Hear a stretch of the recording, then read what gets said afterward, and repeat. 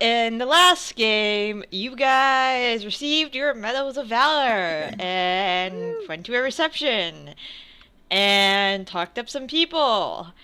And then you guys got news that that Vanguard blew up. So now you have to leave. Whee! Prim There's was a big crater, super apparently. upset. Prim was super upset for obvious reasons, because like 1,000 people are now gone into the ether. Like, there's a potential that she knew some of those people, too. Possibly. That was That's a lot of sad. people. It was it's a sizable town of 1,000.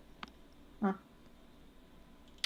But yeah, you guys, you guys were shopping, attending private concerts, and almost having fathers faint because of engagement announces, and They'll be fine. They'll be fine. And yeah, there was lots of, there was some networking, and yeah, everything is fine. So you guys, if you guys don't have anything else to do, we could have you guys board the Flying Ifrit, which is anchored just outside of town because during the rebellion the skyport was destroyed. So it's kind of just hovering where the skyport was. The building, the Lyre of building hasn't gotten to that part of town yet. Mhm. Still trying to build the main things. I mean, you can ask. There's no harm in doing so. Okay. Then I suppose I will ask. Okay. Hey, what you doing? Since Elena is there, because she was at the ceremony as well and attended the soiree. She was. Attended the soiree. She there's nothing going on in Gadarn yet, or who knows when. Uh-huh. Nothing has happened since he's been gone. A lot of her efforts are going to be helping the Leona treasure hunters and Thanix people anyways. So one accountant isn't going to tip any scale. So he can go if he wants to. Since Elena is here. By the way, Elena, thank you so much for, letting me borrow Tegan for as long as you've let him go. It is no trouble at all.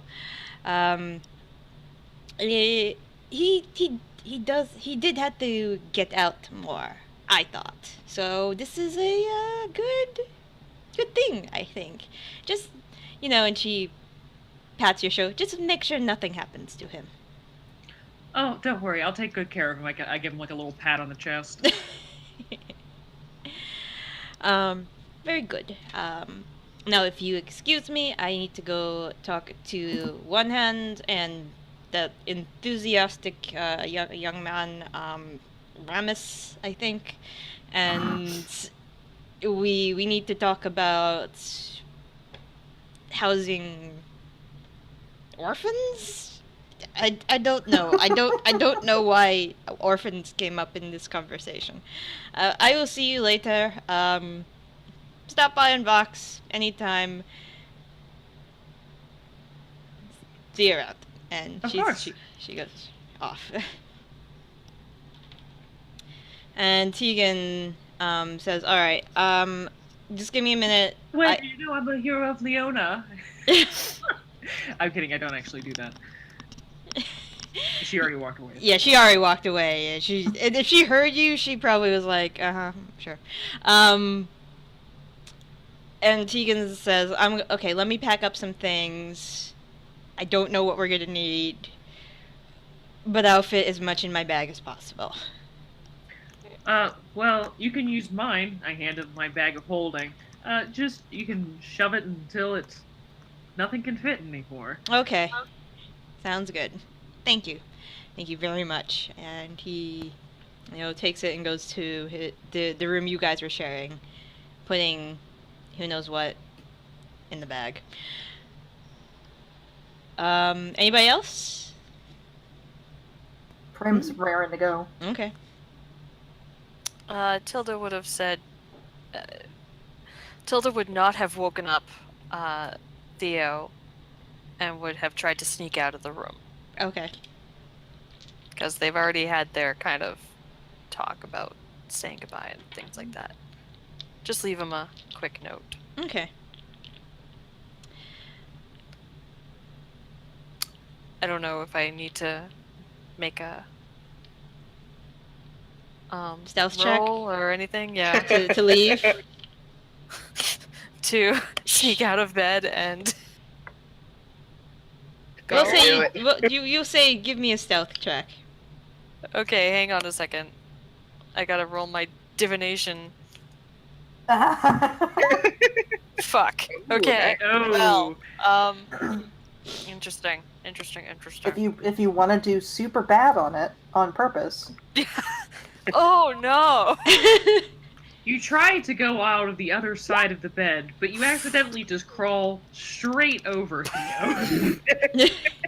Okay. You start to sneak out, and then automatically you're just like, "Bye, honey, I love you." All right. You seem to do what you had set out to do. He is still in bed by the time you get to the door and close it. Mm-hmm. Like I said, I left him a little note, like, "Love you. You're gonna make a great duke. I believe in you. Lots of kisses." I swear to God, I thought you were gonna say dad, and I'm like, what? God! No. Quick. Wow. No. Okay. M. Night Shyamalan level twist there. Yeah. That would have been fun, but no. Didn't even. Raine, did you want to say bye to Iskan, or? Yeah. We're talking about Iskan Jr., right? Yes, Iskan Jr. I did this to myself. Okay. Yeah. Raine will go, and so got everything you need, Iskan? You gonna be okay? Yeah, I'll be okay. Actually, Melanie's brother stopped by earlier this morning to see if he and I could, if I had any questions about, and he puts in, kind of like. Was that nice to me, or was that a little awkward? It was kind of awkward. He puts up like jazz hands when he says nobility. No, I'll be fine. You just don't be a dumbass. Well, why stop what you're good at, Yeah. Well, you know what you're doing. You're the smart one. Can all be talented, right? So, someone's gotta get the brain, someone's gotta get the talent. So, yeah, I'm gonna go out, take care of this. Heroes of Nortec, and we'll be right back. Okay, cool. Yeah, be heroes of Nortec. Have you ever been to Nortec? Hey, I cracked the Vanguard code, man. So, I'm obviously the most appropriate person to be the leader on this trip. Of course. He's like, guys, we got Prim. Yeah, you guys will be fine. She's good. Prim, why are you laughing? Turn the damn thing off. gotta solve it open, Grandma. All right. Well, not get into too much trouble, and Raine will give him a big hug. Hold it a little longer than would be cool, and turn and say goodbye and walk away. Okay. So, when you guys get to the skyport, Angelo and Alexandria are already there. Um, Alexandria is speaking to, and Prim, you've never met her. There is a tall, red-headed, high elf woman with an eye patch and Okay. a purple and green parrot on her shoulder. Okay. And Some above, solid decorations there. yep. And she looks like typical pirate, has the hat with the feather in it, and no peg leg. And then hovering above you, there is a very large wooden vessel that looks like it belongs in the water, but it's just floating above you about probably 500 feet in the air. I am extremely put off. There is what looks This like offends me on a molecular level. there looks like what looks like a metal ring that surrounds the entire vessel. Also, out below the vessel is a pair of bluish green wyverns, and they're two, you think, forest gnomes that are tending to them, and the wyverns have saddles on their backs. Okay. And it looks like there is like a little makeshift net that is getting things loaded on, put into the net and loaded onto the vessel before just to stock up. So Prim isn't super keen on flying to begin with. Right. And this has been probably becoming more and more obvious the closer they've gotten. Right. To the ship port. Tilda kind of leans over and says, "Don't worry, darling. I'll have Featherfall prepared the entire way." Oh, that is very comforting. Thank you, Miss Tilda. Bryn didn't like heights either. So I mean, I don't know. I've never really been up very high, so I don't know if it's the heights. I suppose I'll find out. that's the spirit. She doesn't look any better. Yeah, no. All right. Tally ho. No, Tilda doesn't say that. I can see her saying it though. After Alexandria and Captain Grenadine, converse, she looks back to you guys, gives a thumbs up, and she will start. She'll hop into the net with her brother, and she starts being dragged up. They don't have a proper platform because the skyport's kaputs. Otherwise, this would be a much smoother ride. The captain, the red-headed elf, comes up. Well, it's my favorite bodyguards. How are you guys doing today? Oh, It's just early. going to save the world again. Right. Yeah, I heard about that. Good job, you guys. Oh, Did you know, Just did you in know the that we're the heroes of Leona? I heard from your wonderful employer. I motioned to all of our lovely models. We're very in demand lately. So I hear. Yeah, so far up north too. And hello there. I don't think I know you. And she looks down at you, Prim. Are we up on the ship? Not yet. Okay. She sticks out her hand. Captain Grenadine Wills, at your service, captain of the Flying Ifrit, and she motions to the airship above. And you are Miss? Oh, just Primrose Skine? She's just looking up at the ship the entire time. Do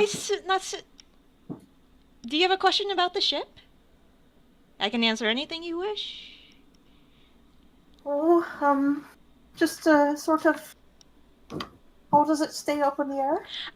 So the ship is made out of sorewood. Sorewood is a wood that has been alchemically treated, so it's lighter than the air.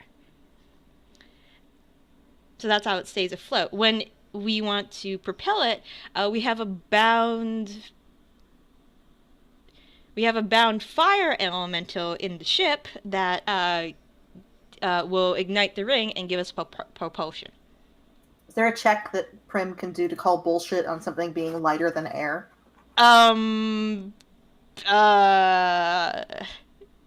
Sure. She doesn't know science. I mean, you can roll insight to see if she's pulling shit out of her ass.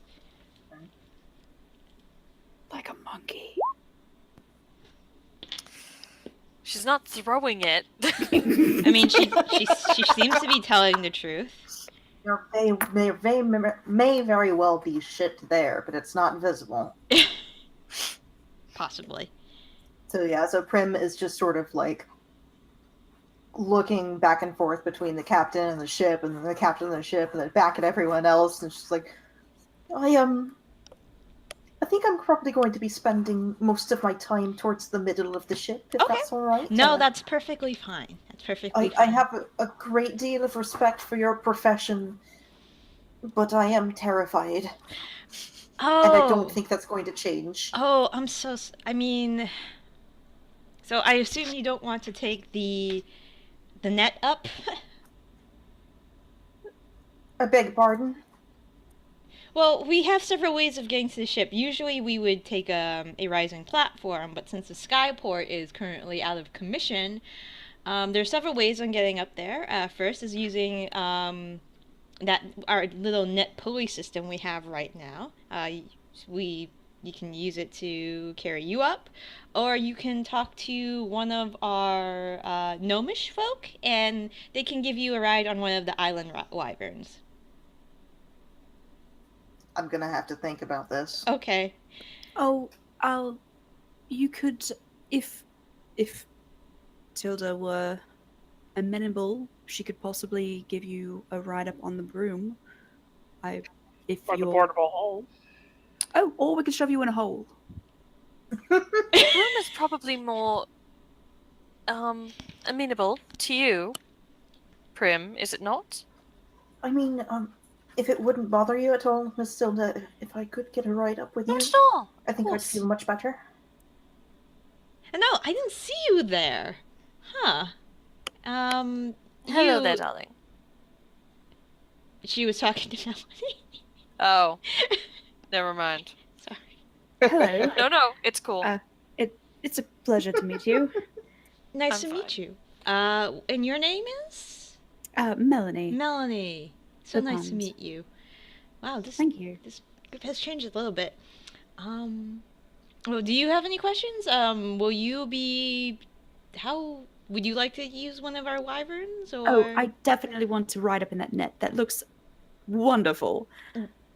There'll be a couple rounds of rope around you, so you'll be fine. But yeah. Oh, that's fine. Don't worry about that.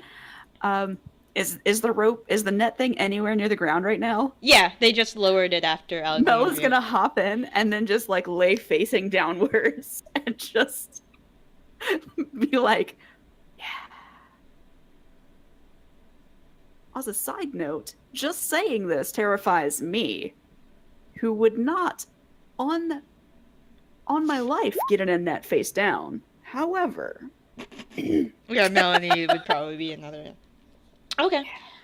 So yeah, you guys, whether it's via net or via wyvern or via broom, you guys can, unless some of you are not amenable to any of those options. then you guys... Raine, come over here. We'll face downwards and we'll watch the city get smaller and smaller and smaller. Come on. All right. You know, it'd be fun. It'd be jumping off. If it wasn't Tilda that was controlling the feather fall, I would try. Yes, well, Well, how high up is the ship from the ground? It's about 500 feet right now. 500 feet. Okay, hold on. I gotta do math. Meanwhile, Tilda's going. Careful, darling. The material wrinkles very easily. I'm 100 so feet sorry. should be in I'm 1 so minute. sorry. And just like gauntlet prints in here. There's a little bit of I'm- like oil. Do you oil a gauntlet? If there's oil on this dress. Oh. No, you oil armor, but not so you clean it off afterwards. Tilda will just say, just hold on to the straps of my breastplate. Oh, all right. I'll fix that after. I'll fix that later. I promise. Okay, so Just if make sure you hold on to the breastplate and not the breasts. Don't Please just don't drop. The straps She's not Raine. behind me. I don't think she's tall enough. Dumbass. I don't think she has enough of a reach to be able to. No, of course she wouldn't. So, God, I hate you guys sometimes. Prim I'm just holds imagining Mary- Prim like she's also like she's in fear. She's just like, oh god, and she just clamps down on the breastplate, just like clonk. It's like I'm a sorry. Mallory, I'm listening. it's fine. so. If I did my math right, I would be able to, in 8 rounds, moving at a speed of 60 feet per round, so using movement and then dash, to get up to the top of the ship in 8 rounds, right? Well, 8 and a little bit of range. Yeah. Okay. Is there anything large with which I can use animate objects to float myself up to the top? Jesus Christ. And Tegan. You just want to show off. Dude, I just find do. a couch. There's probably Absolutely. a crate you could use. I could also probably technically just, like, attach myself, like, just hold on to something and take myself to the top, but I feel like that would probably rip my arm out of its socket, moving that fast. I mean, there's gotta be like crates and. Yeah, there's a crate you can use. Yeah, like, if there's a wooden pallet or anything that, like, is there anything extra fancy? Extra fancy. Roll for Yes. fancy. There's Something a, that would make me look, like, fabulous. Majestic. Flying up to the top There's of the a ship. leftover half-broken Home Depot pallet. There's a rolled up rug. Yes! Oh, That's- God. Perfect. Okay. I will, roll it out. Okay. Tegan, Yes. come stand next to me. Okay. Trust me, this will be just fine. Okay. And I cast animate objects onto the carpet, and I fly us up to the top of the ship. He's like, oh jeez. He holds This is a news- he holds on to you. Is this what you did to the knives and the pints? I did what now? Never mind. I'll explain later. Alright. So you get up there without any trouble. You guys make your way up there. Up top. magic I user very show-offs. majestically, I majestically, like, you know, just very slowly lower us onto the deck of the ship, and it kind of, I let it flutter a little bit before it, like, the spell ends and it doesn't do Okay. anything else. Also, you realize you just stole that carpet, right? I kind of don't care. Raine just kind of says to Melanie, but when they want somebody dead, who do they call? Us. Or, you know, just stand in front of them while people try to kill them. So when the net, No substance. so when Raine and Melanie get up there and the net is pulled aside, there is a familiar-looking dwarf, Stormguard, the druid of the ship, and you haven't seen him before, Melanie, but I think you've met her, Yip Yip, the green kobold, one of the green kobold engineers, who, you know, grabbed the net and pull it onto the deck and gently lower you to the deck. And unwrap it and allow you to step out, and they, untangle it a little bit and drop it down to to get some more cargo up top. And you guys all make your way out to the ship. The Storm Guard and the engineers go below deck to rile up the fire elemental. The large metallic ring around the ship ignites. Captain Grenadine. Before Captain Grenadine leaves us, Raine is going to take out the last bottle of the rum of the wilds Okay. she has, and she's going to give it to the captain. Mm-hmm. So I know you said rum wasn't your preference, but this is a pretty good vintage. Well, it's not called a vintage. Pretty good product. You might want to try it, and as a thanks for taking us where we need to go again. Oh, you are too nice. And to replace the one I took last time. I'll be sure to try this soon. Thank you very much. Prim is standing in the exact middle of the ship, as far away from either side as she possibly can. So right underneath the ring of fire. If that's what it fucking takes, then yeah. Okay. She knows how to defend from fire. She can't stop herself from falling. Alright. So, yeah, the giant ring is right in the middle of the ship, so that ignites, and the ship slowly turns, points towards the north, and makes its way, starts propelling itself in that direction. There are a bunch of individuals on deck right now. In particular, where is his description? A gentleman in a breastplate.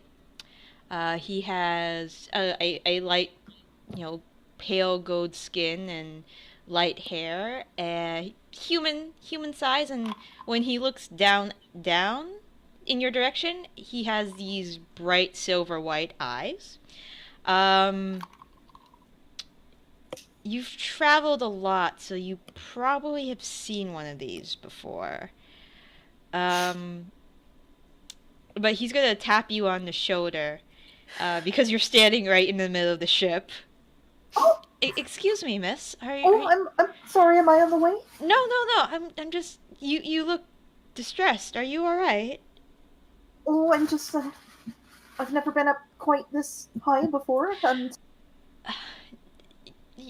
you'll be fine. Would you like me to get you anything? Do you know if you suffer from air sickness? From what now? Air sickness. I don't know what that is. It's like seasickness, except with flying. I've never been on the ocean either. Okay. I don't know. He looks like he's making a couple mental notes right now. Okay.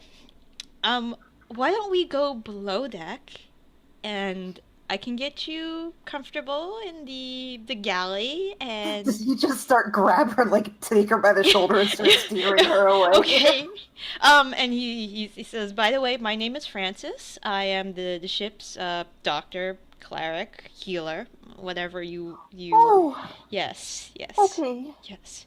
All right. That's good. Are Makes me feel a little better. yeah. And if you don't want to open your eyes, if you want, just we are headed higher into the sky. I'll lead you below deck, and whatever you feel like doing, miss. Yeah, she just lets him. Okay, he guides her down the deck, and eventually you hear the sounds of pots and pans. When you enter one, through a corridor and into a giant, a small cafeteria area, and he, sits you down. Okay, we're not on deck anymore, so if you... Is the ship, rocking at all? Is it being on the ocean, or is it, being on an airplane? It's like being on an airplane. Especially when you, now that the wind's not in your hair anymore, it's more like being in an airplane beneath deck. Okay. And he says, "So, is there anything I can get you?" Oh, no, I think I'm all right. I think I just need to not think about how high up we are, if you know what I mean. I think that is best. But if you do need anything, if you do experience any air sickness, just let me know. I have some herbal remedies that I've made for passengers before, and they seem to work quite well. Oh, thank you. Yeah. Mr. Francis. I'm Primrose, by the way. Primrose Skyne. Nice to meet you. Yeah, I remember the group you're new, but your friends have been here before. So when I saw you in the middle of the deck coming up with them, and I thought you needed a little help. I'm sorry, I didn't want to. Oh, no, I intrude. appreciate it. I really do. It's, I feel like I might be a bother if I'm left up there to my own devices. We have passengers that have. You can say yes, it's all right. I know I would have gotten in the way eventually. At least you weren't like. We had one passenger who, well, she held on to one of the columns we have on deck and started screaming her head off, and she injured several people when we tried to pry her off the pole and lead her downstairs. Eventually she passed out after screaming so much. Oh, so you are by far not as bad as some passengers we've had. Oh, that's comforting to know. Thank you. Now, if you need anything else while you're down here, Garard, he's our cook. He points to a human behind the counter, currently stirring up a pot of grayish something. And if you need any help finding quarters, Winter is around. He's one of our cabin boys, or Julian. He describes a half-elven woman. She's our quartermaster. She can put you anywhere, but just relax and let any of us know if you need anything. All right, thank you so much. You're welcome. Have to sit and not think about how high up we are. Okay.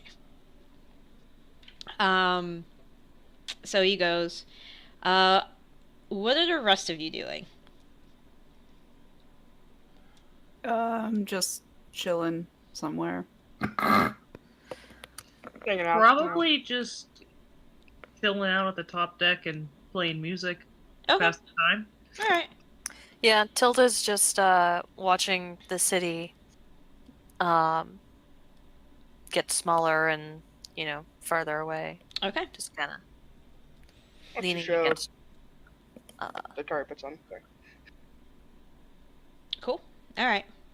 So basically what we're saying is that Zaitari and Tilda will be using our passive perceptions as we are engaged in other tasks, but still generally aware of our surroundings.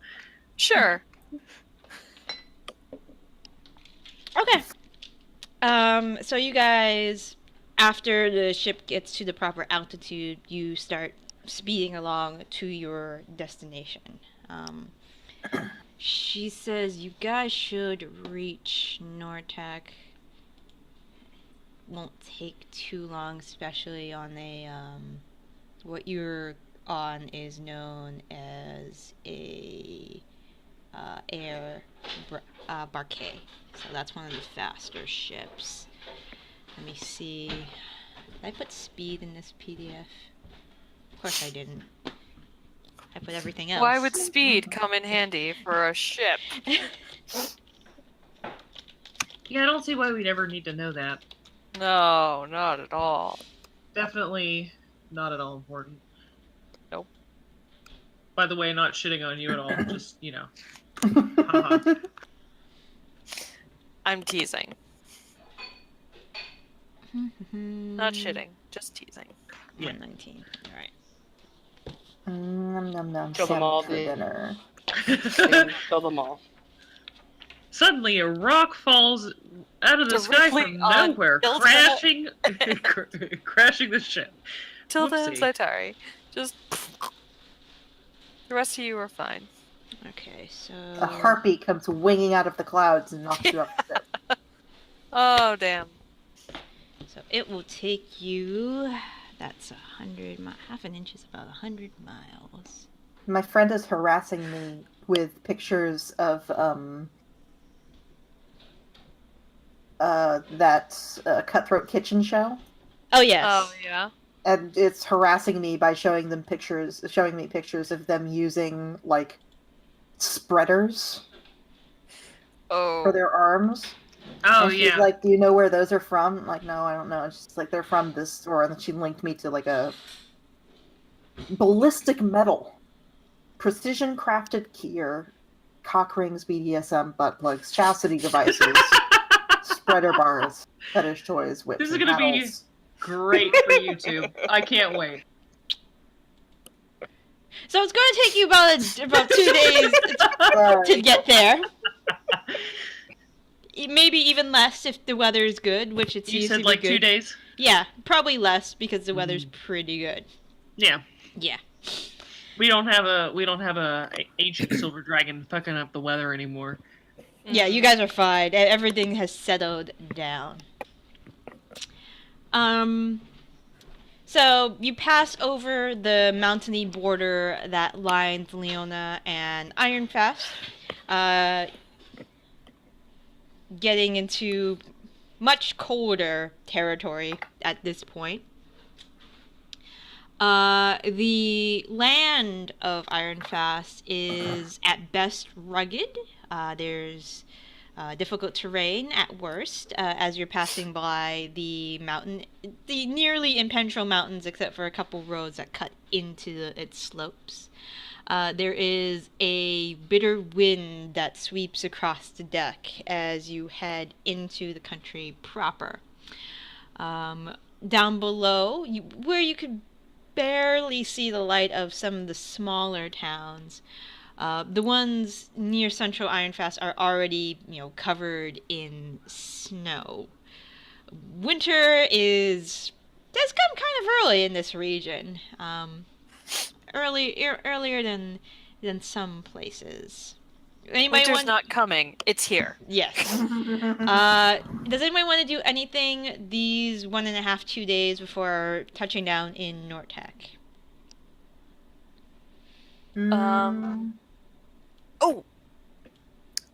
Tilda would go to Zaitari.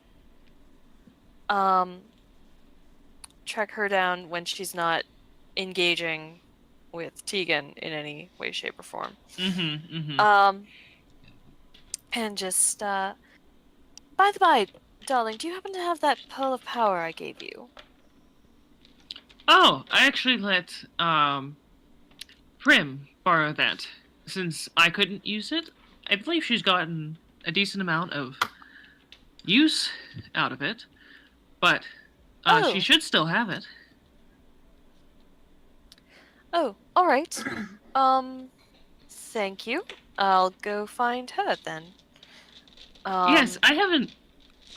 I know she's still on the ship, because I don't think for any reason she would have jumped off it, but I haven't seen her in a while, and it's a little concerning at this point. She has not left the galley. like she has not gone up on deck once. Now that you mention it, I haven't seen her on deck at all. Do you think it'd be wise if we should try to get her to look outside? Because, the view's beautiful. I agree with you, but, no. I don't think that would be wise. Well, she does seem to have a problem with dark spaces, and when she had to, she did go into the sewers. She knows that we can cast Featherfall. I don't like where this is going. Maybe If we show her what it's like, she might not be as scared of it. Are you talking about just bringing her up on deck? Oh Are you yeah, talking no, about not throwing her off. No, Okay. no, not throwing her off the ship. But there's safety. We have numbers. We're not fighting anything. I'll go ask her. And she does like the cold. It's very cold up here. That is true.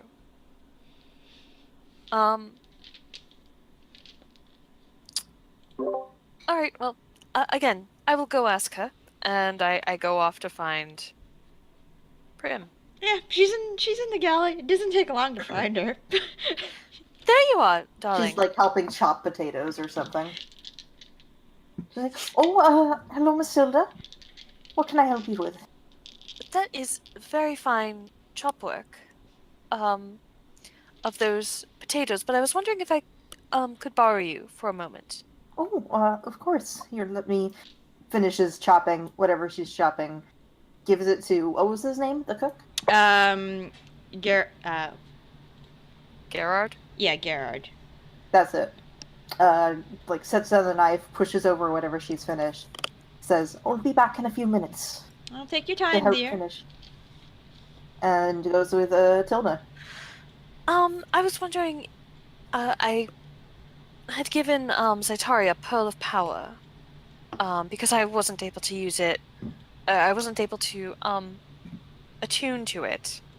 Mhm. But since I'm unattuning from something, I was wondering if, you still had it? And were willing to part with it? If not, I completely understand. Which I'm pretty sure that I didn't give it to anyone else. Let me look. Pass around the pearl of power. I know, right?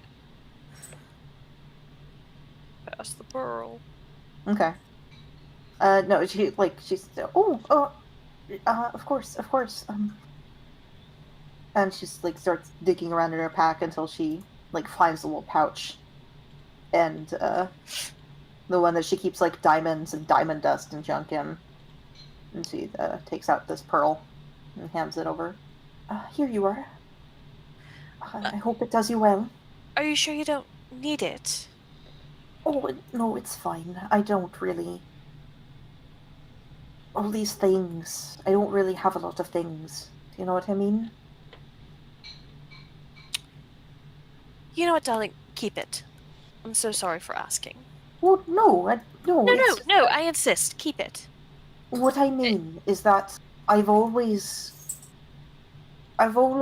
made do with what I've got, and I don't think that I would really be using it as much as it should properly be used.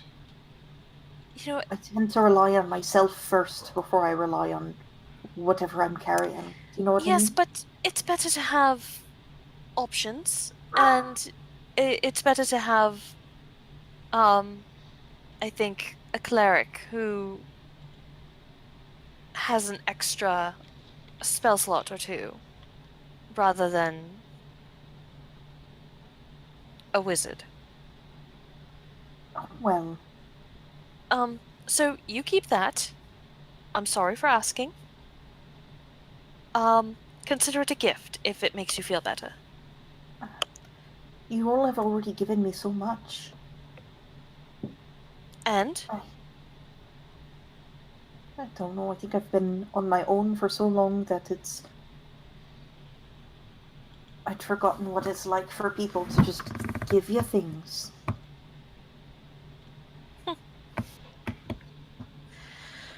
well, there's something else. How would you like to be given a spectacular view of the countryside below? Her expression goes through like Yeah. like confusion, and then realization, and then a brief horror, and then a sort of course, like I'm not speaking of throwing you overboard or any such nonsense. But it's But it's- beautiful up there. but like it's the sort of expression where it's like she can't say no at this point because still just that this is something that I can give you. And so Prim is like, all right. I suppose Really? so long as I'm not alone for it. Oh, of course not. No, Zaitari and I will both be there. At the very least, I will be there. With my Alright. broom and Featherfall, and a wall of force, if need be, to catch you. I trust you to be able to catch me if I fall in this dildo. Thank you. Lead the way. Wonderful. And I will lead her up and, kind of... Obviously, darling, I expected to have to coax you a little more. I was expecting to have to say, well, if I'm willing to risk my hairdo of the day...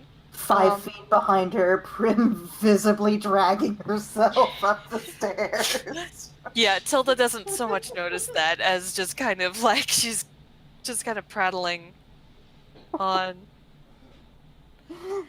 This point just The doesn't wind want to is- disappoint her. The wind is definitely a downside, but and it's rather cold. But you like the cold weather, Prim? I'm here. Sorry. I'm just got something stuck in my shoe. I was trying to move it around. Jogs to catch up. Prim, darling.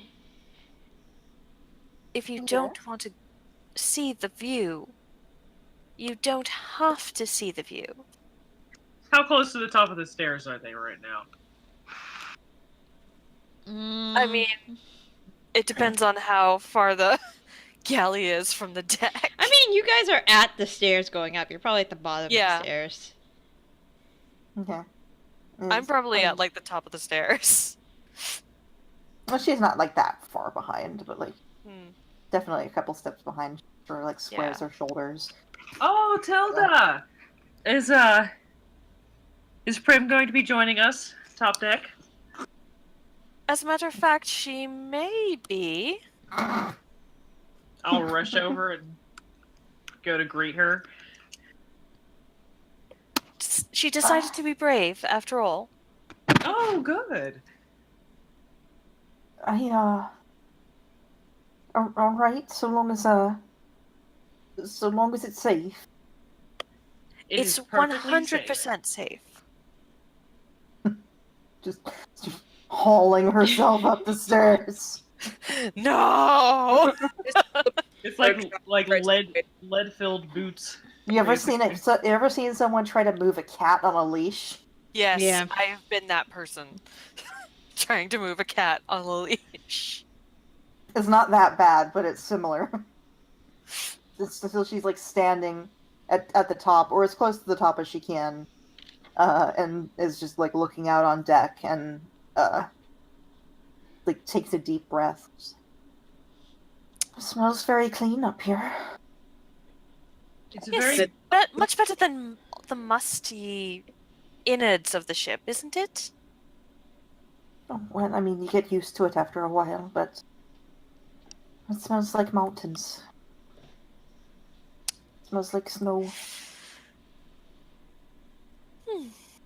And the weather is very nice. Would you care to get closer to the side of the ship and actually see the view? I'll get a little bit closer. All right. I'm picturing her moving Like just a 6 little, inches. like half a step. Crab even. sidling, crab walking over to the side of the ship. Yeah, I'll just stand right next to Prim and Yep. put a reassuring hand on her shoulder. I think she gets probably I don't know, how wide across is the ship? Would you say? The ship is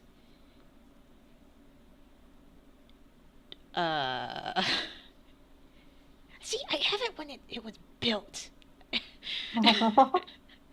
don't have it. It's a If I recall, it was 6 or 7 squares across. Yeah, On a so- map. yeah, so it's 35, 40. Okay. 50-ish. So I would say she'd probably get around like 10 feet away from the side and just looks and trying to look out as best she can over the wherever it is that we're flying over. Like if we're flying over mountains or Yeah, you guys are crossing over the border, so there is just a long range of mountains beneath you right now. okay. Well, it's like as small as Prim is, I'm assuming there's like guardrails on the ship. Oh yeah, Yeah. they're Over it. guardrails. They transfer passengers on this ship too. So they're It depends on if they're the solid guardrails or if they're the ones that are like like stair rails that have openings in between them. they're solid. They're solid. Okay. So Prim is just like can't see very much over this. You see, like maybe the top of a mountain, hundreds Yeah. of miles off. You know? But she's like, first time that I really felt comfortable with the temperature in the south was when we were being besieged by a dragon. It's nice to feel the cool air again. In a long time.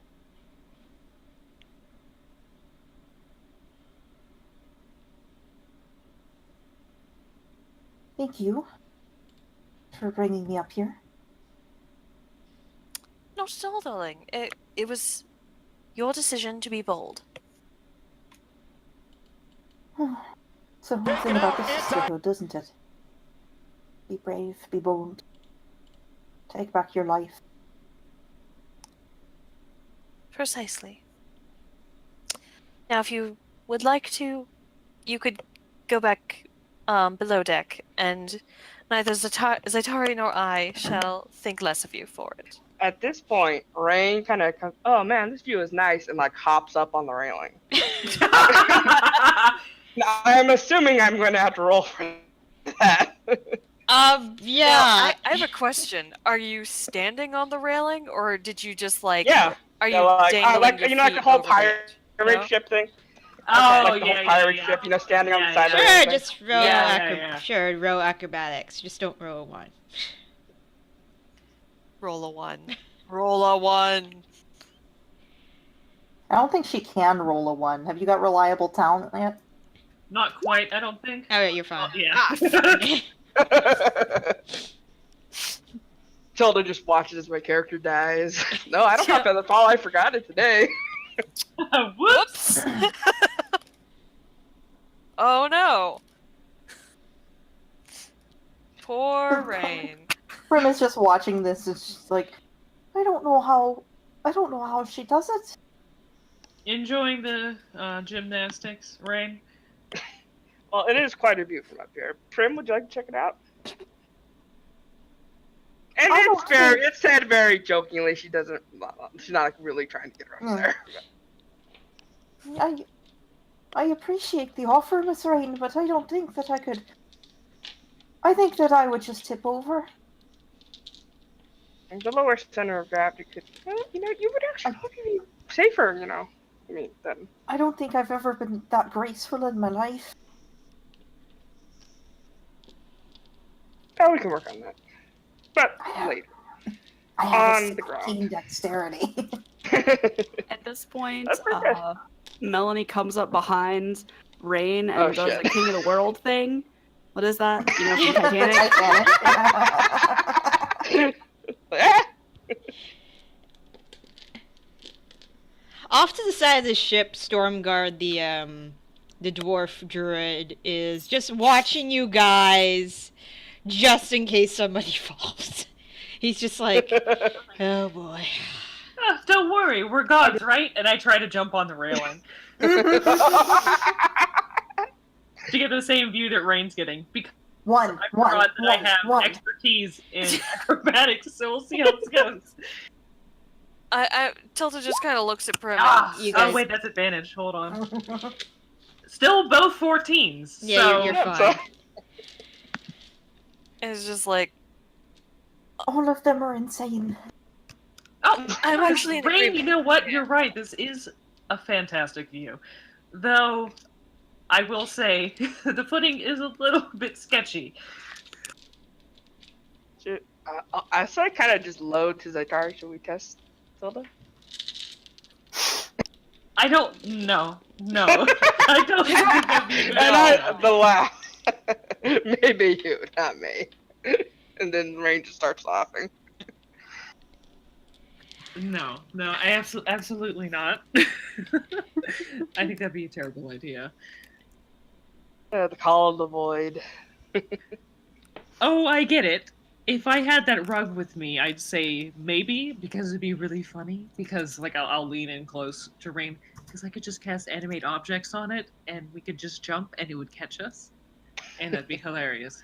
But Maybe I also don't want to scar Prim for the rest of her life Nah. for airships. As you guys are talking, you feel a grip on your clothing as Melanie makes a she's just like gripping both of your clothing like you're not jumping off the fucking ship. Like, she's just got all 19 of her strength are just you guys on the ship. You're staying here. I'm just imagining them both going like, okay, 1, 2, 3, and then throwing themselves both over, and like poor Melanie having to either like hang on to them as they go over and like, you know, getting hit in the gut, or just toppling over with them, and then it's like, really. Tell us like Just okay. let me know when I have to cast Death Ward again. Could you? So, like, if you were to cast that resilient sphere as you fell, would you just be smushed inside the sphere, or would it actually like stop the damage? Old hamster ball question. I suppose that would depend on how the physics work inside of the hamster ball. Yeah. All right. Way to find out. Cast Death Warden on someone. I think the impact would still kill you. Like nothing, not physical objects, energy, or other spell effects can pass through the barrier. Energy, I guess, would include kinetic energy. Well, I guess that's a really good way to protect yourself if you're falling. Yeah. Into, Also, the sphere is weightless, so in theory, it would just hover. No, it's weightless, but I think it goes around, like it floats around. Oh, okay. I mean, the sphere may be weightless, but Prim is not. Yeah, it's because whatever is inside it still weighs whatever it is. Oh, okay. And it says, the sphere is immune to all damage, and a creature or object inside can't be damaged by attacks or effects originating from outside. Boom. Sphere yourself if you fall. Yeah. Yeah. And then get the fuck away from this. Yeah, so see, look at that. Prim does have a way to save herself if she falls off the airship. It depends on how long the fall is. Very true. Yeah, but... you guys are pretty up high. But, like, if you timed it right... Because she wouldn't be panicking at all, right?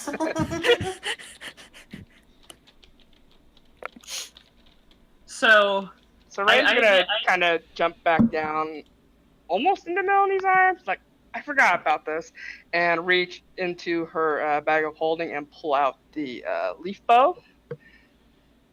That's pretty cool.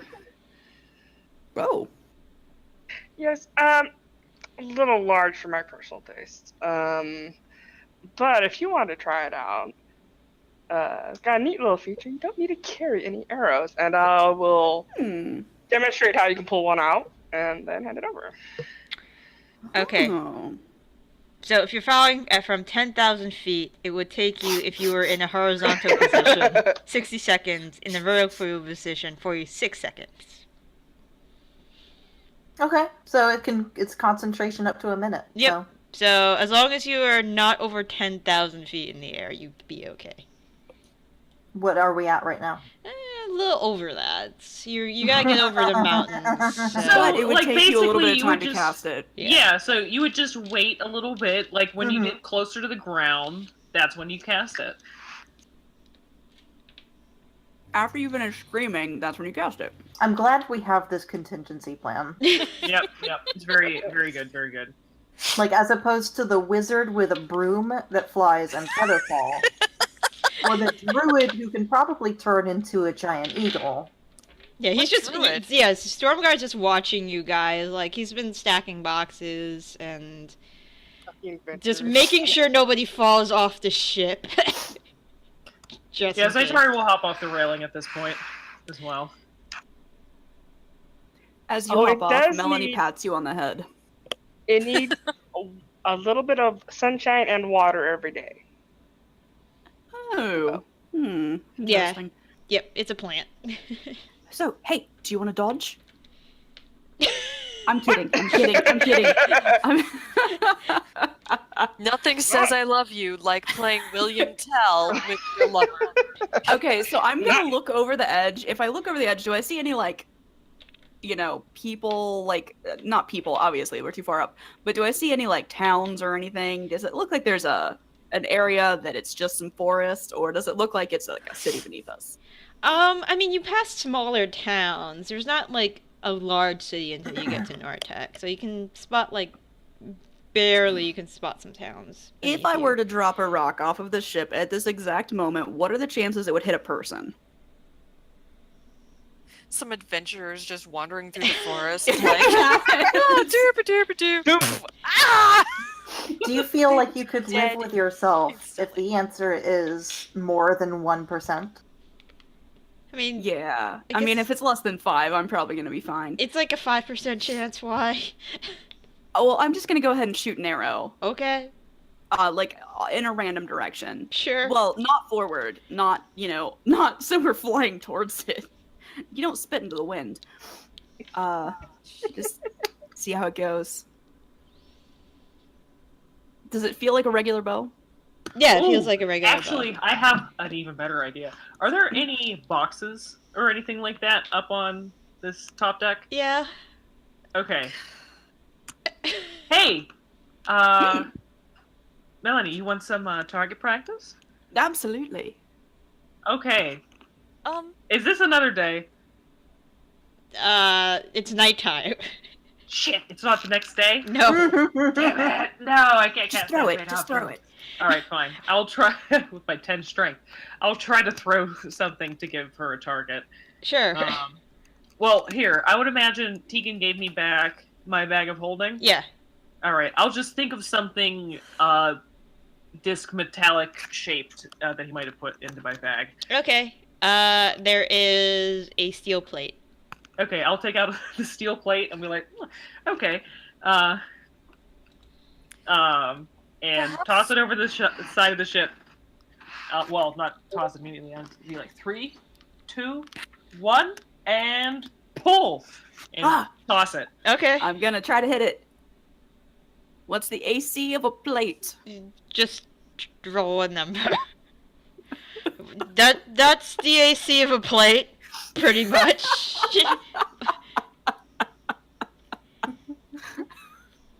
And now that steel plate is hurtling towards the ground with Yes, an it arrow is. sticking out of it. Okay, guys, I want you to know in 4 years, when an adventurer comes to us to avenge his lover who died after getting hit with a plate and then crit in the face with an arrow after falling on the ground unconscious, I accept that responsibility. You better. Of course, you'll be on your 5th character by then, so Yeah. it really won't matter to your character then. It's like, oh yeah, somewhere, Melanie is saying, oh, my bad. My next character is going to be a 16-year-old farm boy who's seeking revenge on the person who murdered his father with a steel plate. Plate, yeah. And his mother with an arrow.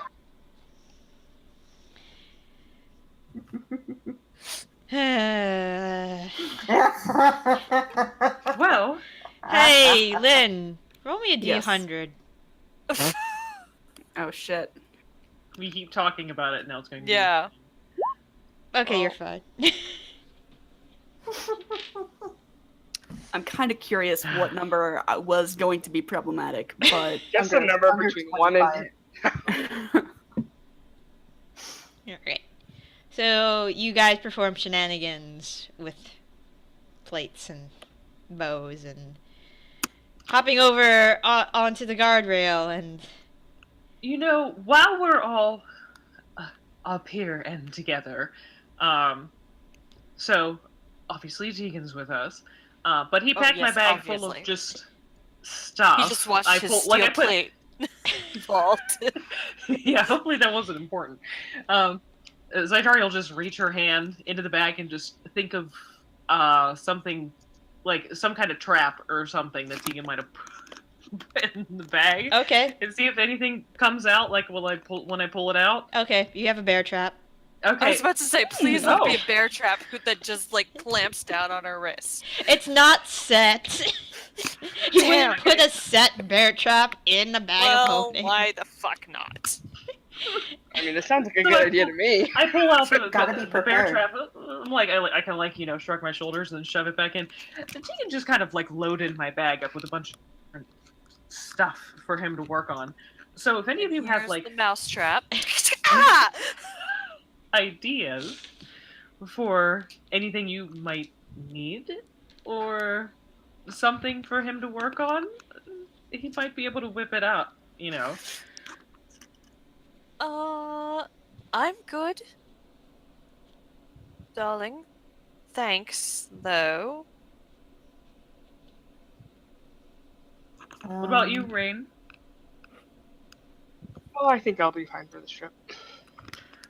Melanie, you always have interesting ideas. Yes.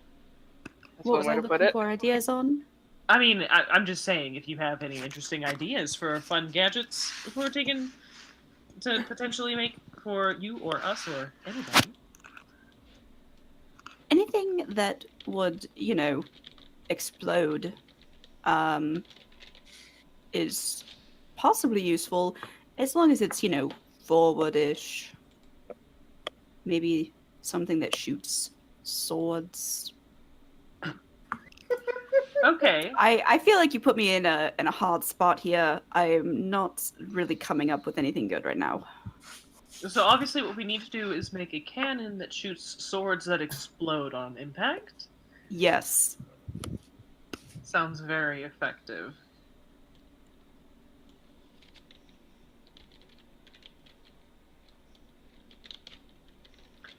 Well, Okay. I think that's probably enough fun for one evening on the airship.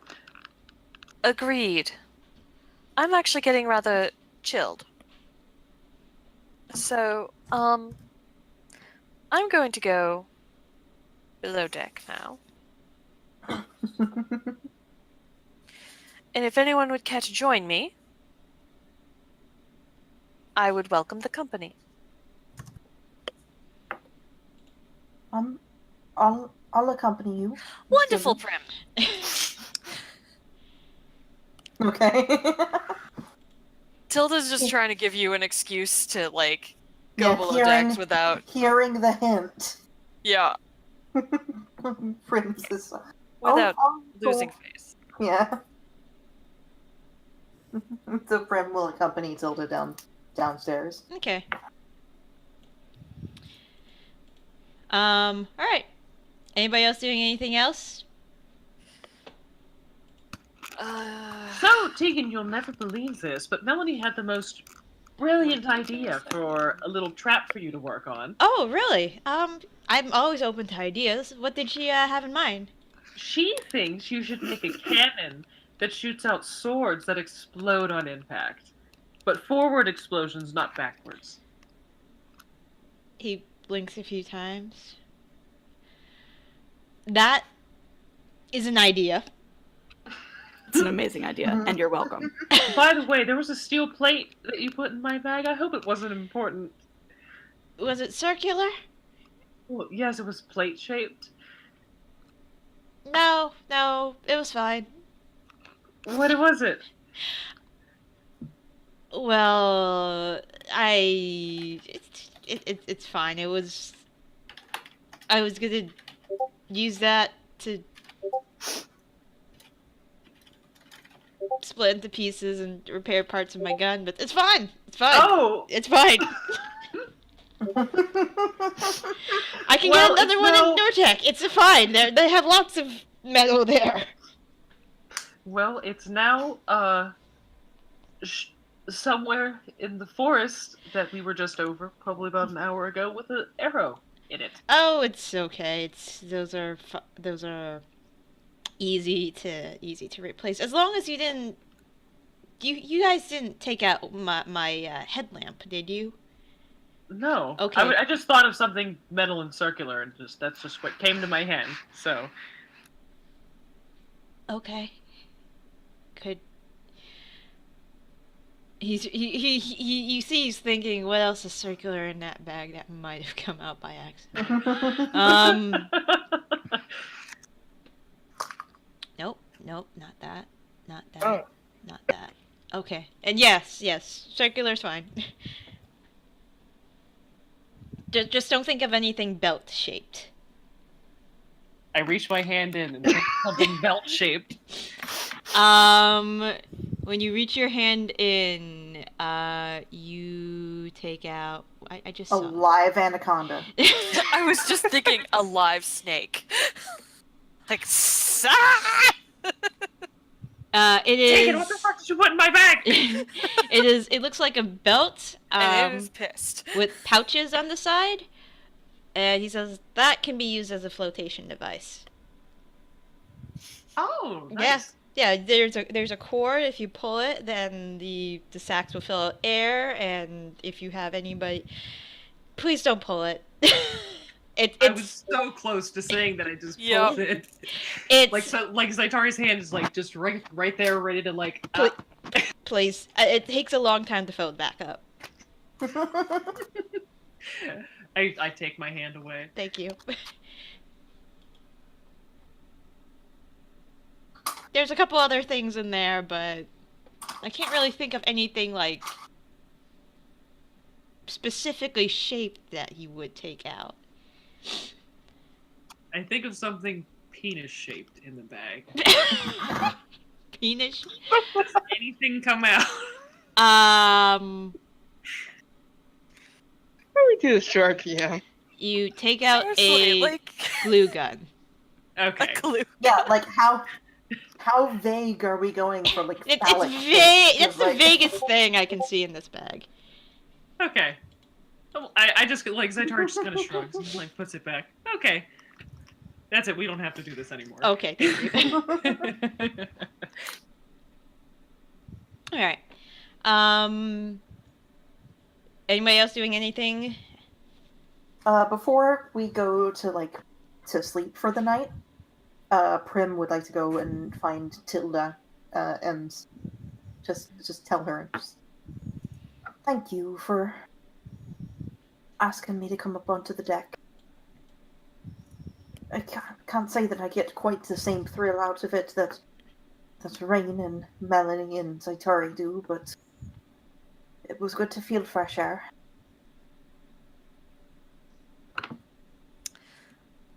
You're welcome, darling. Like I said, it was your own decision. Aye, but a decision that wasn't so easily made by myself. Sometimes it takes another person to help.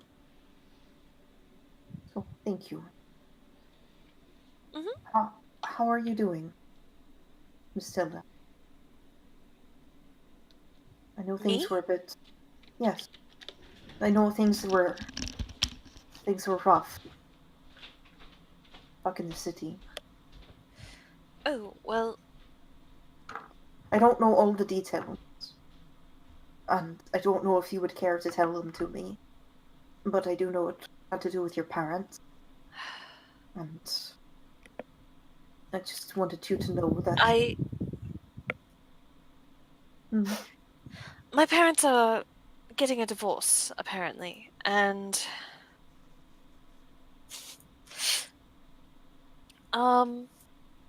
they are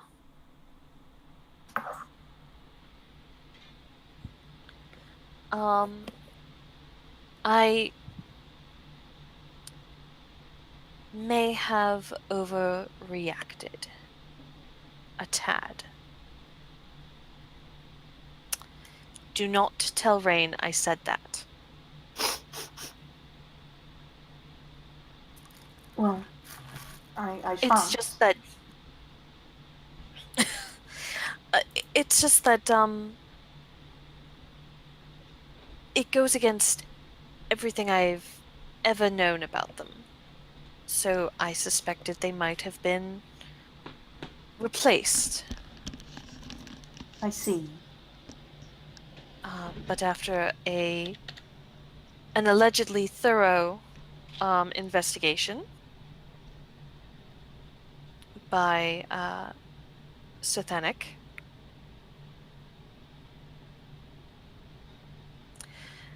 and a conversation with my mother,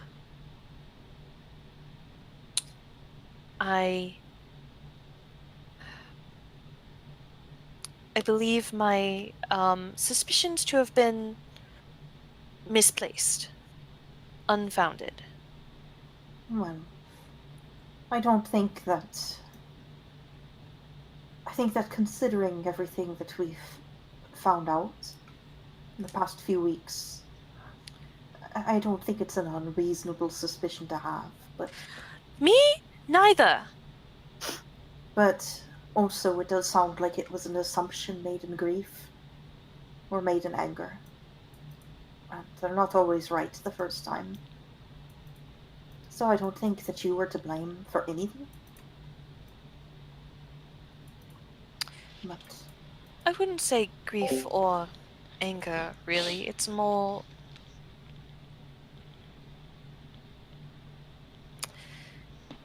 As I said, it's something that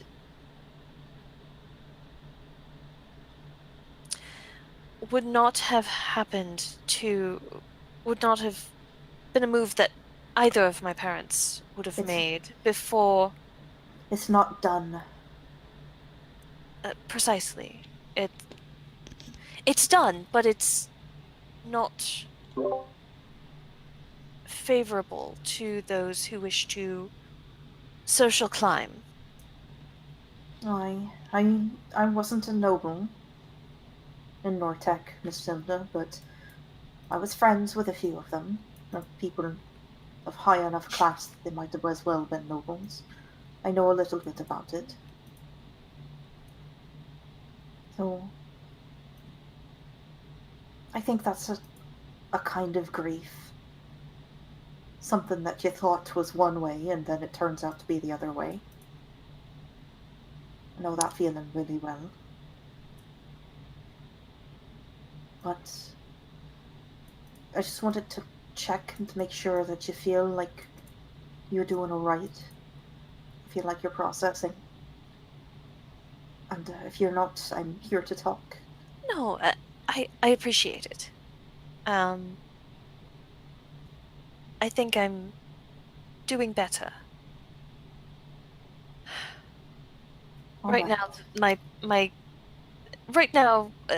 my biggest concern is that I miss Theo. Well, I mean, if you ever want me to look in on him, I can. Oh, Or no. I can see if I can send him something.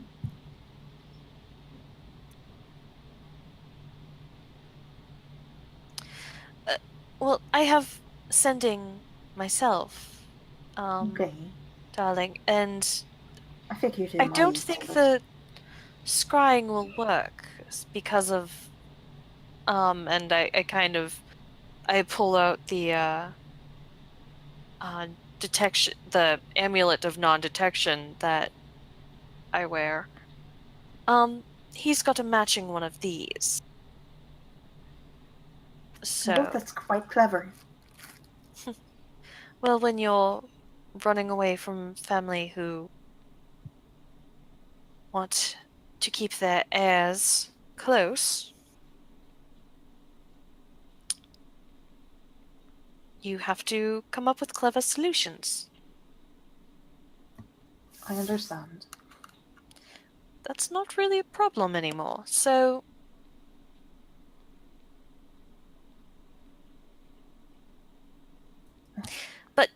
Anyway, I'm fine, darling. I appreciate the concern, but I'm alright. Insight check. Okay.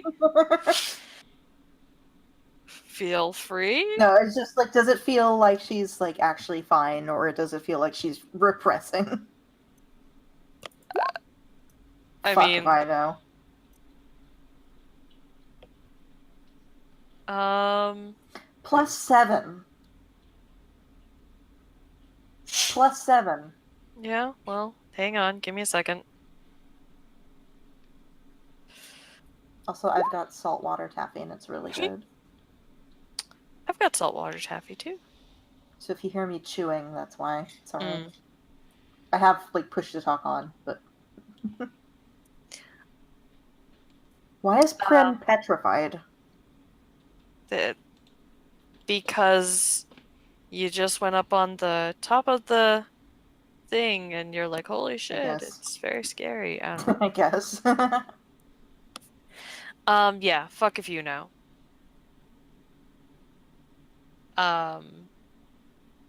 So Prim is gonna she takes her at face value. Yep. That's so. All right. Just checking in. You know where to find me. I do. I'll go back to the galley now. Slink down the hall. I'm imagining like an inchworm, like. No, it's not that bad. Jesus. Also, inchworms don't make that noise. No. No, they don't. No, I was thinking of, like, The hand motions were supposed to go along with it, but you guys can't see those, so then the noises made no sense. You really gotta get a handle on the whole no camera thing. Yeah, I talk with my hands though. It makes things easier. Okay. About another day passes, and cresting over the mountains, Nortec finally comes into view. It is a large city, built in the mount. Well, built Those are some good numbers. more on a plateau than a mountain.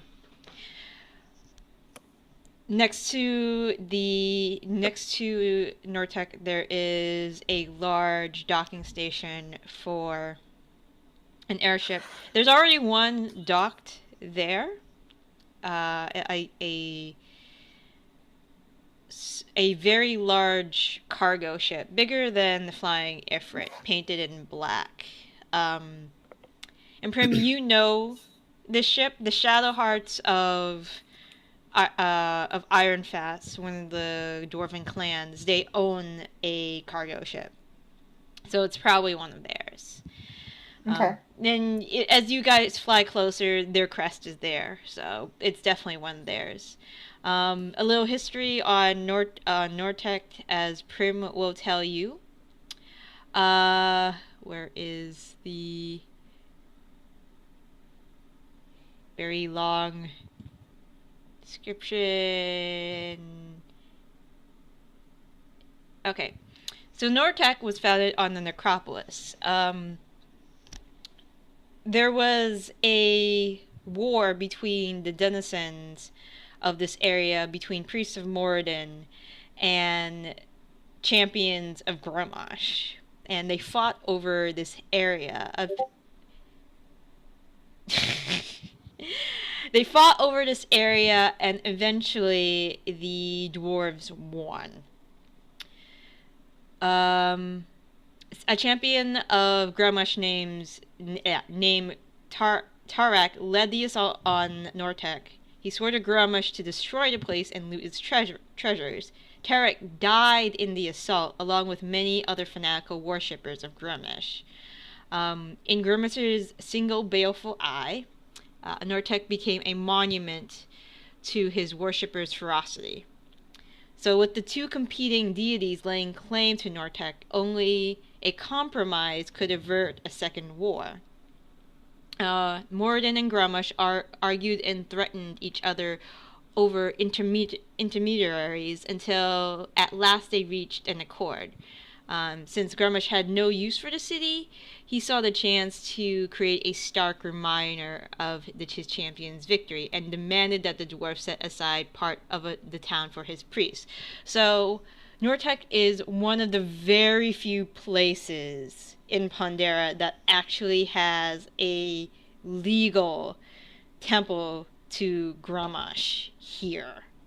This is part of the compromise. And in fact, you know about this. In the wintertime, there is a holiday called the Festival of the Eye, where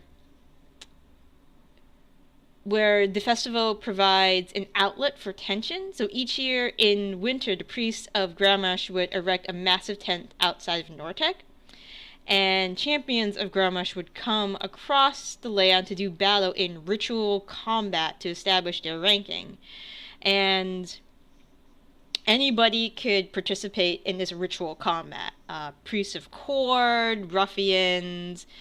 It's kind of, it's an outlet for people that are, like, cooped up in winter, and we're like... I feel like Prim always felt kind of weird about that. Yeah, to just beat the shit out of each other. Rarely anybody dies. It's usually till one person falls unconscious. There have been very few deaths in this ritual combat. But, yeah, so that's the basis of the city itself. It's a city of compromise, so to speak, between Mord and Grummash. You also know that the patriarch doesn't lead the city itself. That is designated to the guildmaster. So there are 3 guilds within Nortec. There's the Trade Guild, the Lore Guild, the Craft Guild. And usually one of the leaders of this guild would become the master of the city until they are voted out. The person who is currently in charge of the city is a woman named Marcinda Balgrim. Marcinda Balgrim is currently the guildmaster of the Trade Guild, and has been for a while. Yes, Balgrim. Prim will also tell you that the current patriarch clan is called Auroch, and beneath him are 2 advisory clans, Balgrim and Delrock. And Marcinda is part of the Balgrim clan. And she has been for many, many years. Under her leadership, Nortec has been very prosperous, so they haven't had a reason to vote Marcinda out as of yet. She's good for everybody in the city.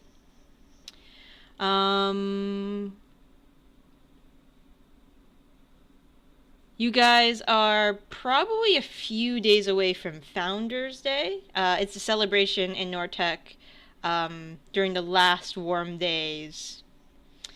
That it's kind of like Dwarven Halloween. Except people don't go trick-or-treating. People don elaborate costumes and parade through the city. Families in the city offer cakes and cookies and other treats to passerbyers. This is an opportunity from within the costumes for the rich and powerful mixing anonymously with the common folk.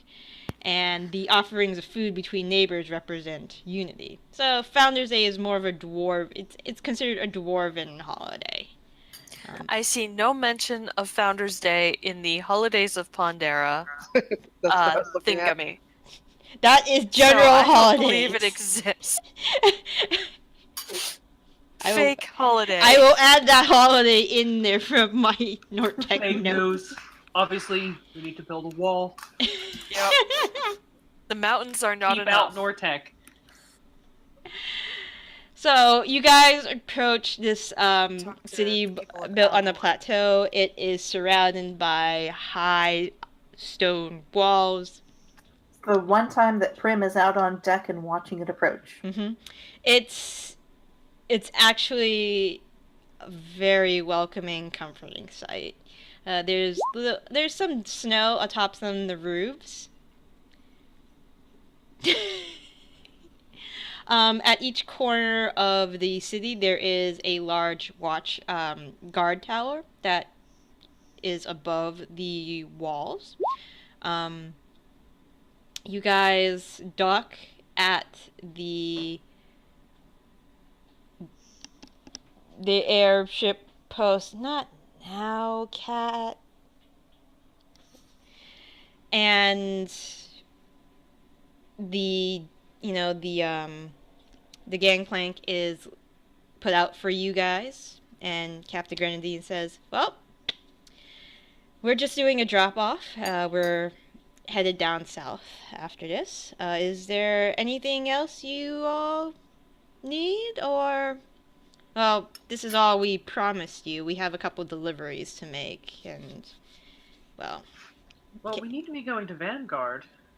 Are we just going to walk there after this?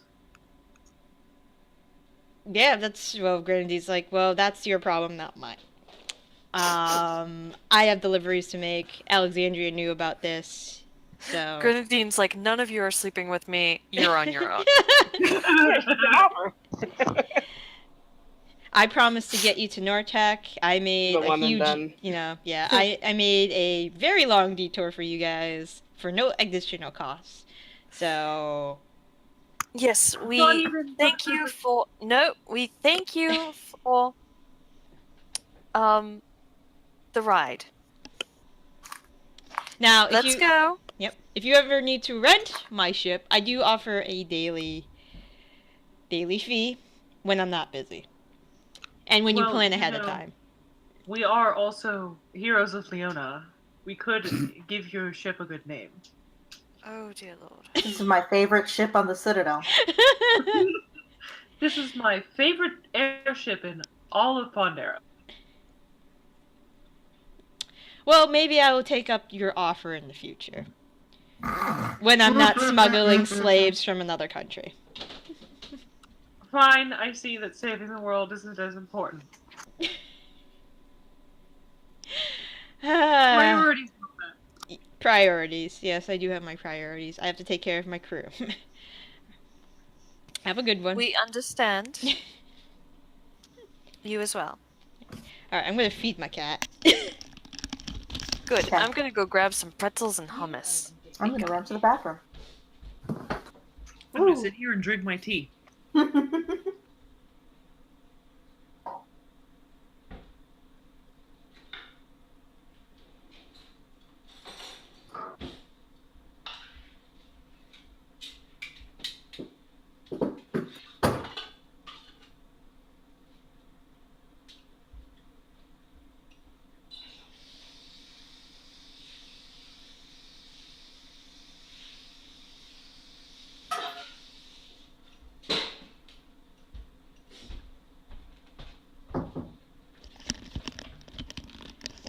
Okay, I'm back. Thankfully, Brandon has stopped feeding him treats every day, so he's getting off my back about the treats. Now it's just food. Like ramen, time to eat. Alright. So you guys exit off the airship. The gangplank is taken back, and the ship goes off after it pays its very short docking fee. There is a platform police system that you can work to get to the bottom of the Skyport tower. And Prim, you would know this. Most denizens would enter through what is conveniently known as the Gate Ward. of Nortec in order to get into the city proper. There is a front and rear entrance to the gate ward. From where the skyport is located, you would probably enter through the front. Let me actually get to the... Guys are always trying to enter through the rear.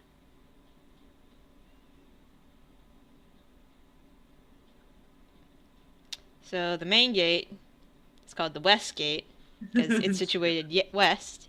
Go right past that. There are two massive towers that flank steel doors reinforced by a portcullis that control the ebb and flow of traffic through this gate. There is a squad of 4 guards that watches this gate at all times. Visitors are directed to the revenue hall, where they must register any goods or pay any appropriate fees for conducting business in town.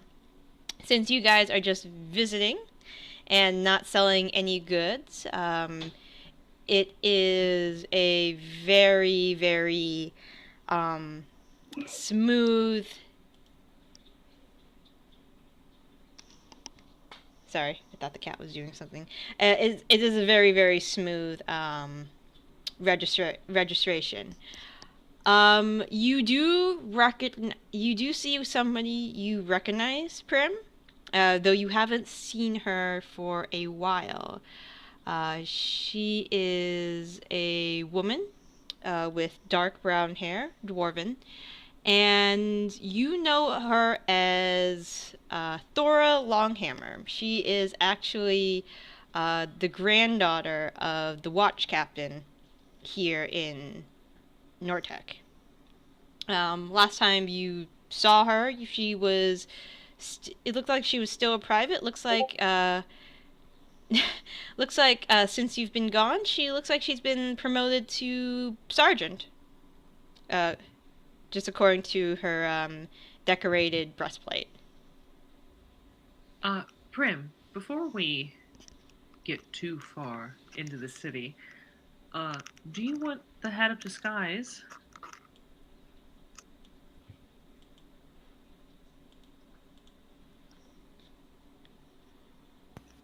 Prim? In case you don't want to be seen. Is Prim still gone? I guess. Whoops. Whoopsie. We'll just, hit the rewind button. Yeah. Rewind, rewind. Sure. So tomorrow morning I'm going to go see Hocus Pocus and have cereal in the theater. Cereal cinema. Nifty. Interesting.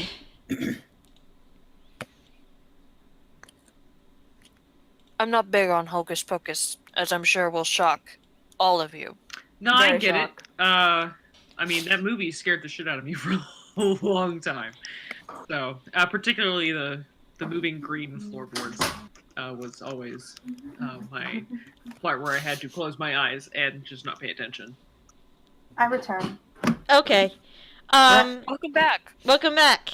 Before we even get off the ship now, hey Prim, do you Hello? want the hat of disguise? I still have the hat of disguise. Oh yeah, okay. Prim, do you want to keep holding on to the hat of disguise while we're going through Nortec? No. No, I think I'd be okay. Do you mind if I hold on to it? Just Or- wordlessly hands over the hat of Have disguise. it back. Cool. I'm gonna reattune to it. Okay. You can take the half an hour that it takes to reattune to it before you enter the gates.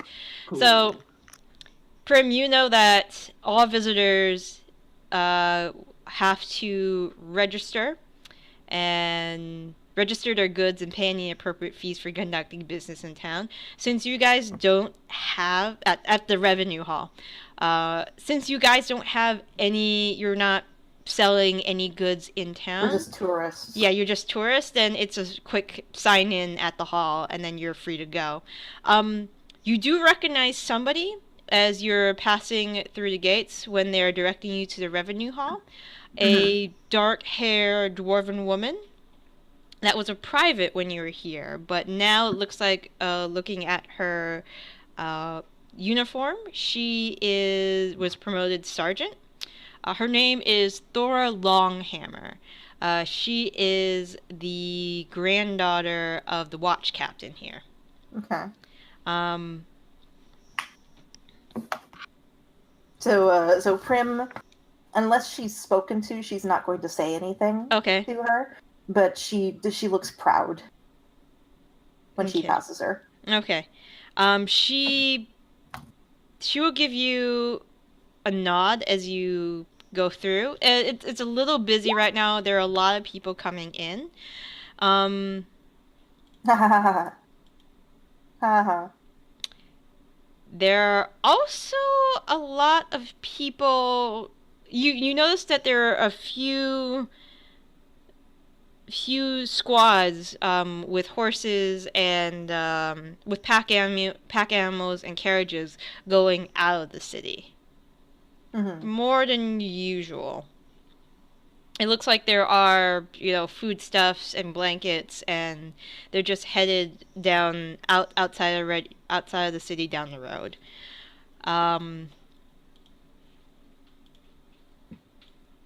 Okay.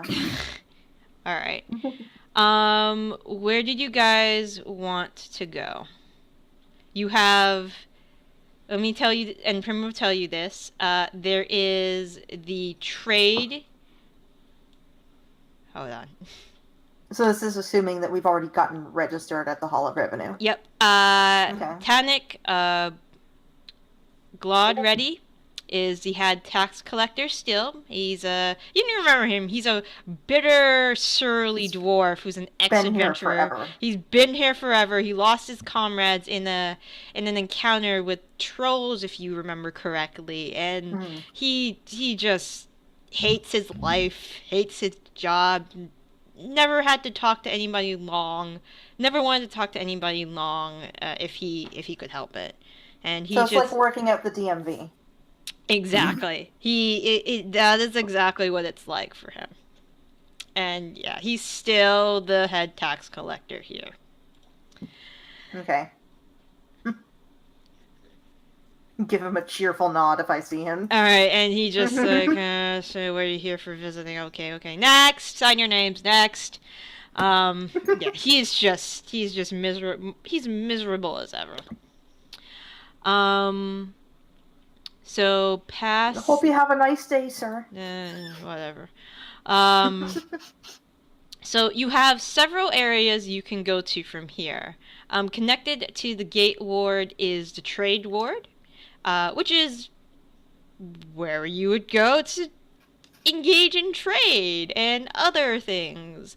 What did you guys want to do first? Did you want to go shopping and then leave? Did you want to find an inn?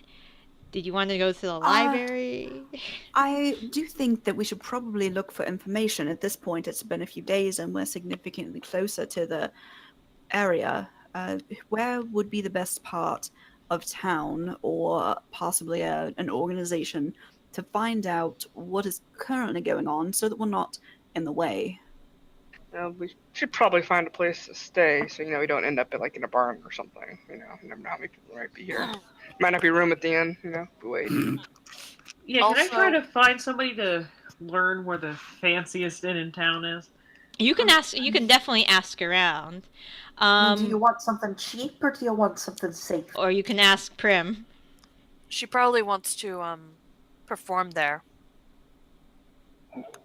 I would like safe and very fancy. That sounds like it would be in a noble area, right? Yeah, that would be in. Actually, there is an upscale inn called the Arcane Star. Mm-hmm. It is owned by a tiefling named Therai. If it's still the same occupants of the inn, since it's been a little while, named Therai and his wife Nemia. They have, they're arcane casters of sort. Okay. They tend to rent rooms to half price to any arcane caster, provided their cast is willing to sit and talk about arcane theory over a bottle of wine in the sitting room every once in a while. You've heard that. They definitely cater to upscale travelers, and it is roughly, depending on the room, you get 4 to 5 gold pieces a night. Okay, so Prim will mention this one.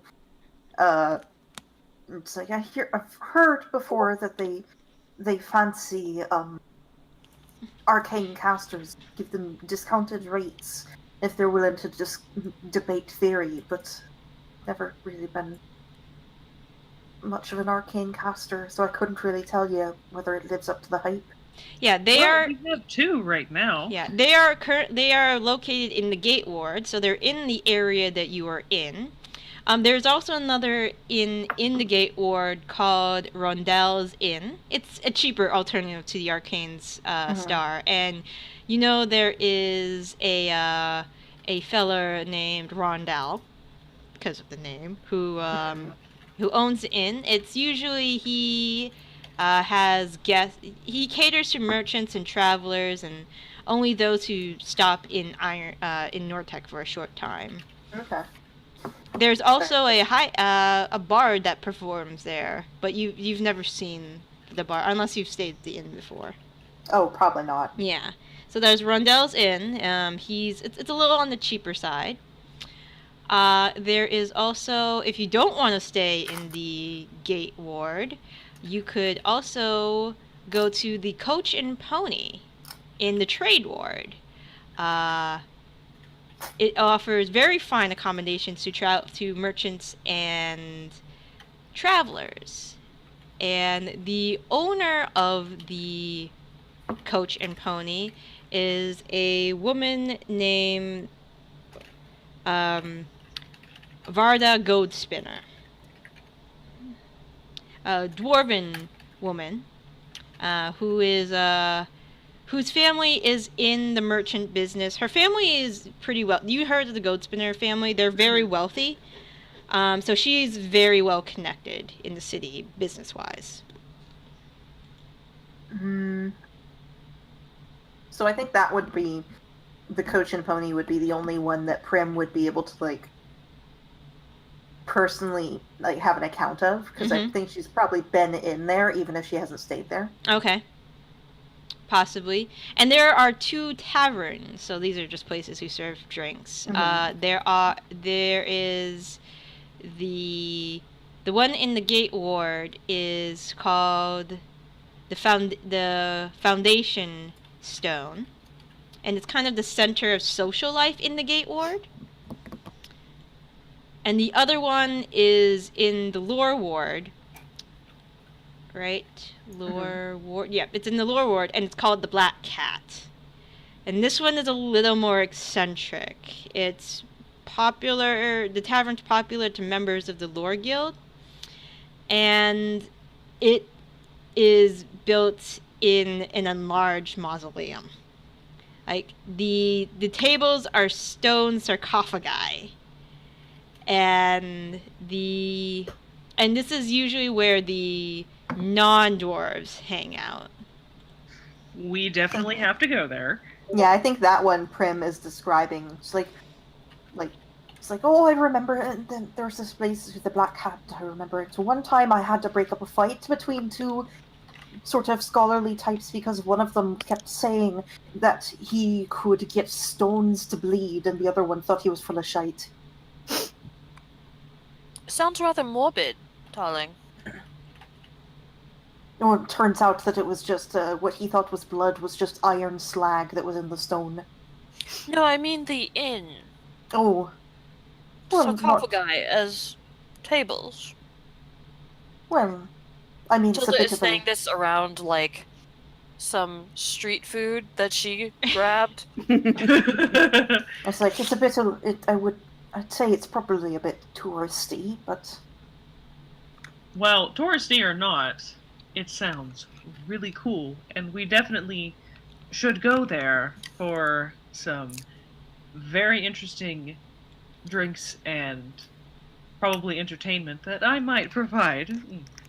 But we do need somewhere to actually sleep for the night, and the Arcane Eye does sound very interesting, but I understand if we want to stay at that Arcane Star. Star. Damn it!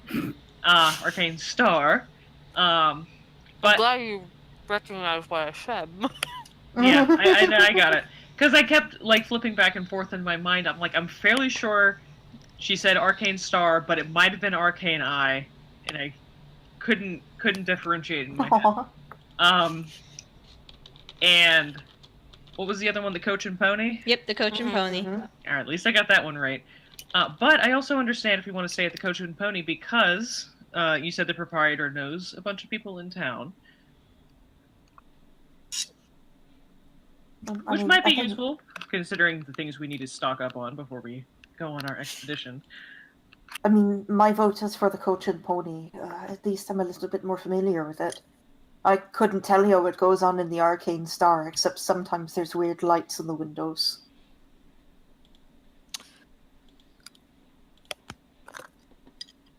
Well, you are the local, so... Yeah. Tilda will say,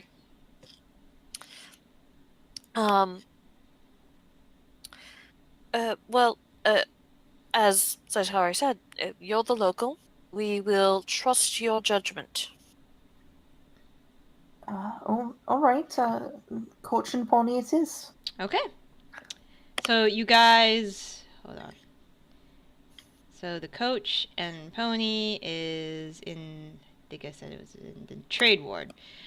So in order to get to the trade ward, you guys have to walk. Well, it's the ward right next to the gate ward. How convenient. Okay. So as you are walking through the trade ward, Prim, you can also point out some places here.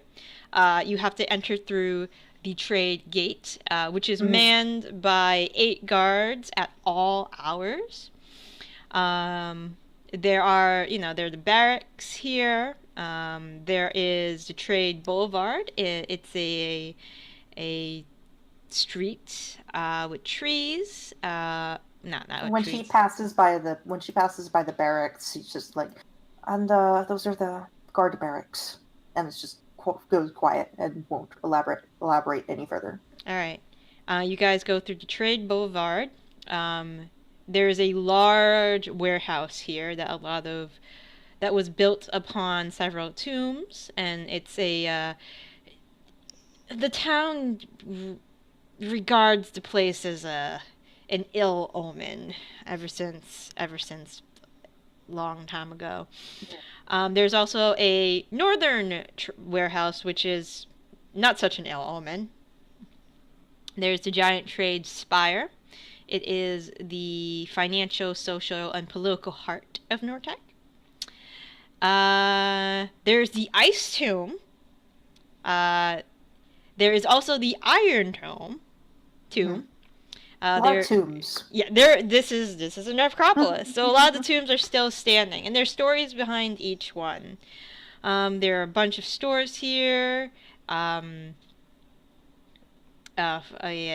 food, a market, and eventually, and the bank is here, and also there's a gambling hall called the Hidden Coin. But eventually you do reach the Coach and Pony. It is a small inn that offers the finest accommodations in Nortec for merchants and travelers. The inn earned its name from Varda's tradition of keeping 2 small, comfortable coaches and a team of ponies for each. Guests of the Coach and Pony need never to walk anywhere in town, since Varda's coach and drivers are always available to ferry them around. So it's your version of the hippo lift from Robur. Surprisingly, there is... The coaches, currently, there's a half-orc tending to them. And you've seen him before. You've never really interacted with him, Prim. His name is Kabik. And he's kind of an idiot. But he takes care of the ponies, and he does a good job. He loves those ponies. He does love those ponies. So, as long as he does a great job, then Varda has no reason to seek other help. When you enter the inn, it is warm and inviting, with panels of red oak that line the walls. A giant iron chandelier hangs in the middle of the tavern area. That also, there's also the innkeeper is also off to a side room as you enter, and yeah. And you do see Varda. She's currently at the front desk with her. The gold spinners have all of them have long golden blonde hair. So that's one of the all the women in the family have this. Her hair is in a golden hairnet with that has little gems on top of it. And when she sees all of you enter, she says, "Well, welcome to the Coach and Pony. Can I help you?" We would. Hello. Wow, we haven't seen you. And she recognizes that you're with with others, and she's like, can I help you?" And just like snaps back into business mode. How many nights do you think that we should pay for up front? Do you think? I mean, what time of day is it right now? It's probably late morning.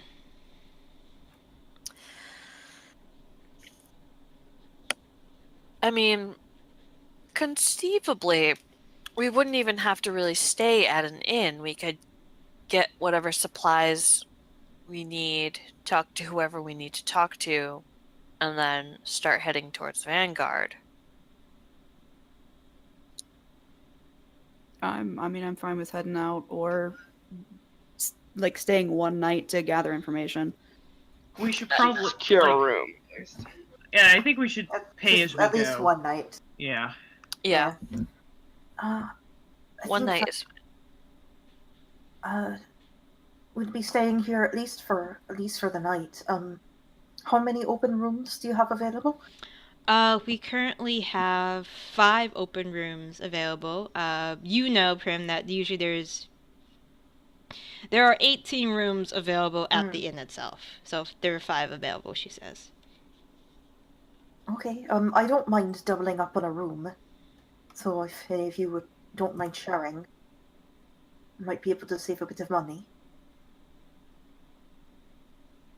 Yeah, that makes sense. Raine is just watching. Just saying. Just listen to Melanie have a stroke.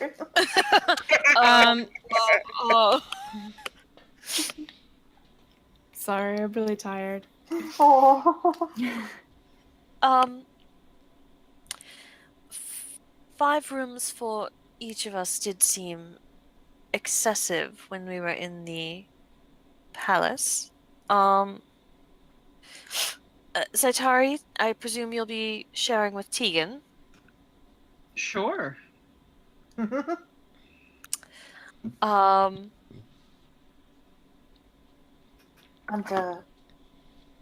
Miss Melanie and Raine would probably be. I'll just say, in my head, Raine has said nothing about anything to the group relationship-wise, so... No. Whatever direction. No, but we have eyes. No, I don't think they're stupid, but just...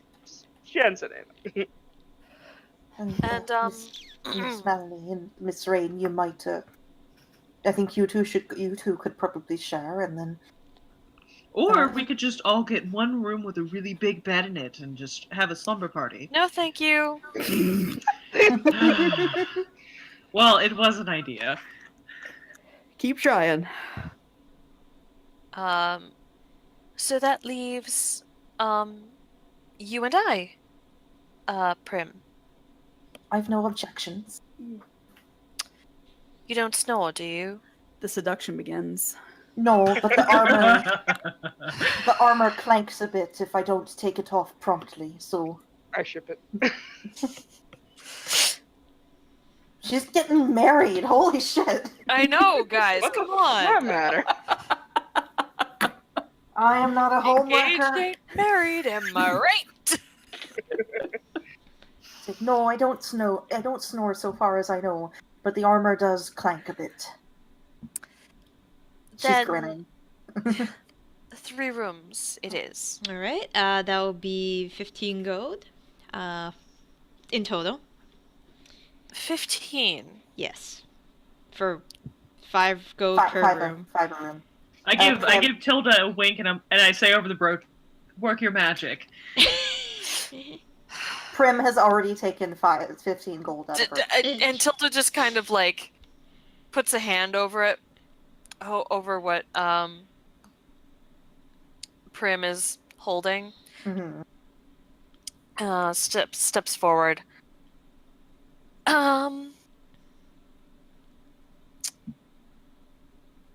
Yes, darling. Now,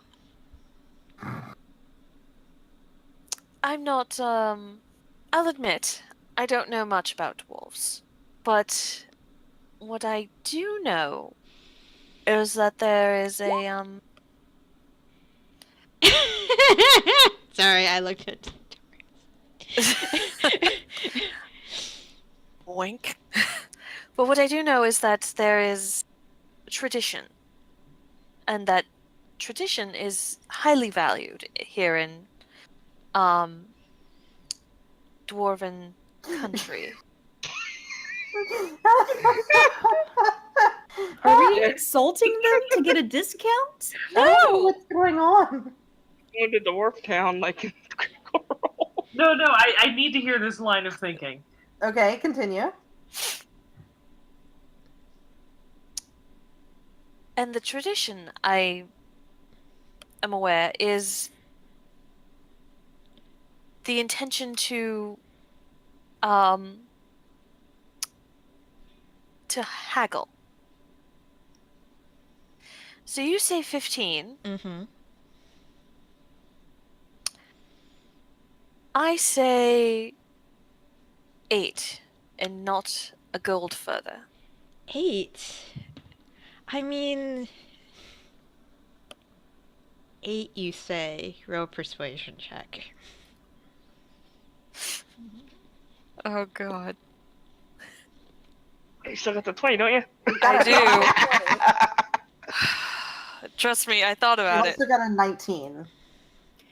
Yep. I mean, we're talking about less than 10 gold. I don't know if you should use your 20 on a portent for less than 8 for less than 10 gold.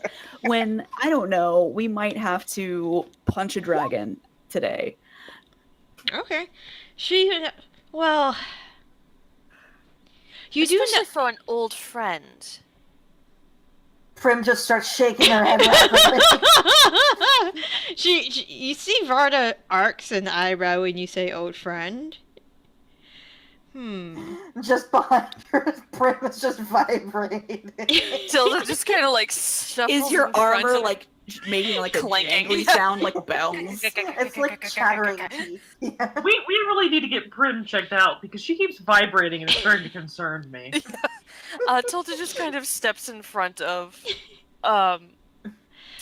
Prim to kind of hide although the noise can still be heard. I mean, Prim must have told you about our accommodations in this inn. Each has a private bath. We have the coach service right outside, free of charge. Well, it comes with the room. I mean... And you are only staying one night. What's her name? Varda. Miss Varda. Yes. Yes, dear. Make it 10 gold, and I promise that I'll cover my face every time I leave this building. No one will ever know that I was here.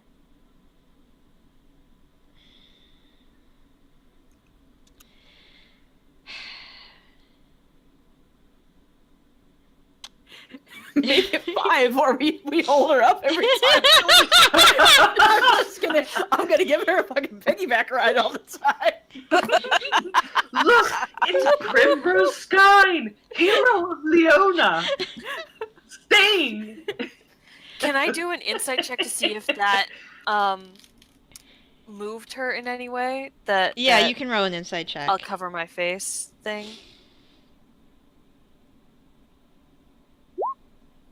Ah, fuck. Aw. Yeah. You're not sure. Her expressions is hard to read right now, but she says, Yeah. "Look, 10 gold is fine. 10 gold it is. Thank you. I hand over a platinum piece. Thank you. Thank you for doing business, darling. Wait.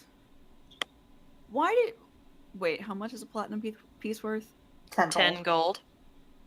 Then pretend that I didn't just get really confused that you haggled her down and then gave her 10 times the amount needed. Just pretend you know how much a platinum piece is worth. I fucking have to look it up all the time, so.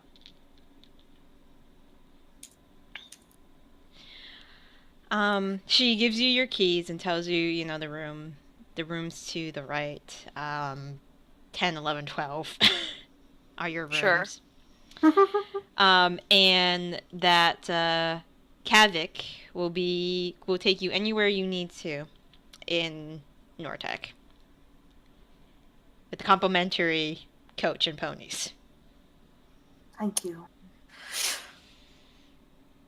Now, if you excuse me, I have some preparations I need to take care of for some incoming occupants. And she goes and gets a younger dwarven woman to man the counter. Okay. Prim is going to just make sure that she's got a hood up on her cloak or something like that. Okay.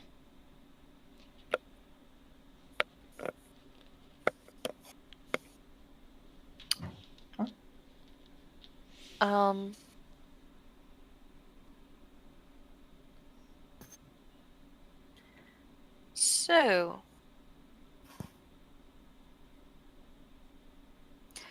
should we decide where we're going and what we're asking about and those sorts of Yes. things? I Well- think that we should. Do we want to do that, or do we want to get supplies first? We Well, can that could split be up. one of the things that. Yeah, we can get. One of us can get supplies, and then the others can do other things. I don't mind going and looking for supplies. That's fine by me. There was something I wanted to sell in the market anyway. So I would like to go shopping if. There's a spell that I know, so long as I can have time to prepare it, that provide us with enough food and water to keep us going for a whole day. All right. Not to be insulting, but I think that we could probably find food and water here. No, I I'm think just she saying. means for the journey. Oh, right. That makes significantly more sense. You were Continue talking on. about supplies. I was like, I know, create food and water. I was like, why would we wait a day just for you to feed us while we're in town, Prim? Come on, man. We're at an inn. Surely we can find some food there. Well, I'm sure that Tegan, I look over at Tegan, would Mhm. also be interested in going supply shopping. Yes. Considering I very lovingly and very not in a silly manner threw the steel plate over the side of the airship. Oh, so sweet. Tell Luke we said hi. He's giving me headbutts. Sweet boy. He's noofing ya. What? That's what it's noofing. Noof. That's what the headbutt is called. At least that's Okay. what I've heard it called. I'm just gonna go with headbutt. Noof kind of sounds weird. Are you noofing me? Yeah, I can't do it. can't do It's mostly it's noofing an object. Like noofing the side of a corner or something. Oh, yeah. I would go with headbutt. Aw. Okay. I'm tired. Okay, so you wanted some of us to go and get supplies. I was thinking supplies like, potions, maybe Yes, precisely. that sort of thing. Yes, potions were definitely one of the things. We need to stock up on. Yes, we definitely had a hard time finding anywhere to source those.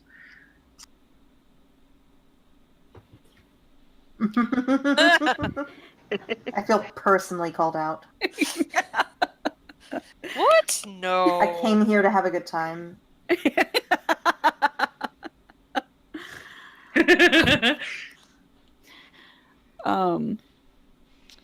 You Okay, are in the trade well, ward, so the stores are very you know close the by. area best-ish. I mean, no, best of our group completely. There's no ish. Where would be the best spot to get, potions, possibly little magical things that might assist us in some way? I don't know. Like a giant don't die trinket would possibly be useful. A giant don't die trinket. Yep. Saitari, put that on the list. A giant don't die Make a trinket. don't die-inator. Oh yes, Tegan, do you think you could make a don't die trinket? I can make gloves that shock you back Fuck, to you the guys are life, talking nonsense. maybe? Oh, did you find one of those in Call of Duty? You guys were muted the whole time I was rambling. I am really sorry if I spoke over anyone. I couldn't hear anything, and so I just kept going, and I am very sorry. I was like, did you guys not okay. hear me about the stores since you're in the trade ward? I heard Yeah. you. Yeah. So Prim will try and scope out whoever or wherever is the best place to get a deal on potions and stuff. For already made potions would be the trade ward. If you wanted to go, the craft ward would the craft guild would probably be somewhere where you could go to get things made, but you probably don't have enough time to stick around and get things made. Right. Okay, so the trade ward we go to. Well, you're in the trade ward. The stores but, are But would I know a specific store? That's what I mean. I need to look at the store. I guess Was there keeping in. anything- Was there anything we actually needed to do other than stock up on I supplies? mean, We I figure really out do what think that people we should know. find out what people know. I think Yeah, that we we should need to have some find out. information gathering. Yeah, we need to find out Okay. what happened in Vanguard. Probably split that up. Some 'Cause- information gathering. Some. I have the hat of disguise. I'm pretty good at talking to people, if I do say so myself. So, You're alright. excuse me, I have a 20 in my charisma. I'm teasing. Um, And Tilda didn't say it. It was. yeah, that's fine. I can attune to this, and I take out the hat of disguise, and I'll tip it on my head, and do a little bit of social engineering. If somebody would like to assist, I will not say no.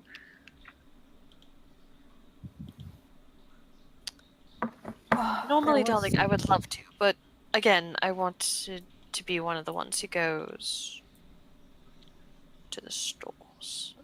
Well, Raine. Can I make up am I allowed to make up an NPC that I knew on the Yes, spot? you can. Cool.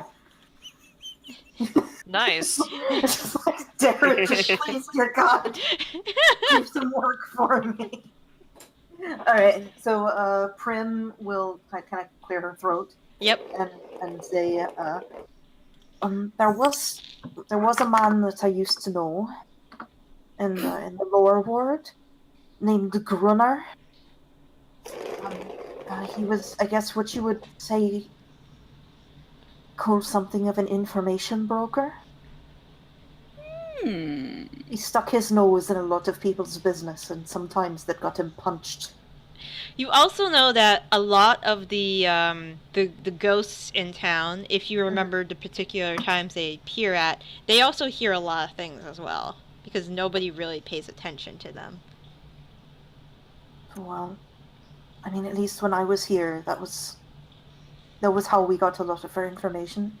I will just say right now that I would rather not talk to any ghosts.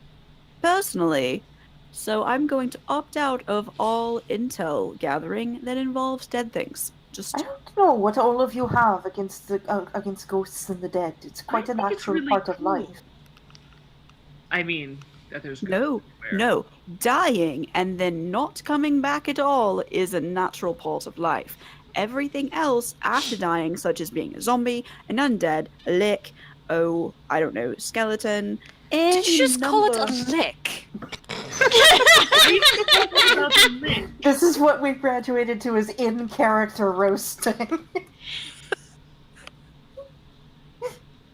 Lynn This is stays silent. in character. Just, I think it should be called GIF. It's GIF, darling. Everyone knows this. Back on to the topic at hand. Raine, would you like to go see this Gunner fellow in... Please was get it me lower away from wards? these people. Prim, the lower wards you said? The lore ward. Lower wards, okay. He used to be some sort of fancy scholar, and then I think he did something that lost him either his tuition or lost him his tenure or something. He might have had sex with a student. I'm not saying that he did or didn't, but I think that's probably what happened. Okay, well... I'm not saying that he and I had sex while I was a student, but regardless of It's like I'm this... flattered that you think that I was smart enough to be a student in the lore word. I hate to break this to you, but you're wrong. Okay, well, But Grunar, he was... Up your way to the top. he usually had his ear to the ground. He liked collecting secrets, so sometimes do we you have to have any beat it out of him. taverns he likes to hang out in that we might find him in? Or should we just ask around and we'll probably get pointed in the right direction? Not a tavern, but you can find him at the library. wow, everything about this is screaming Tilda wants to go, and she can't. Speaking about liches, or liches.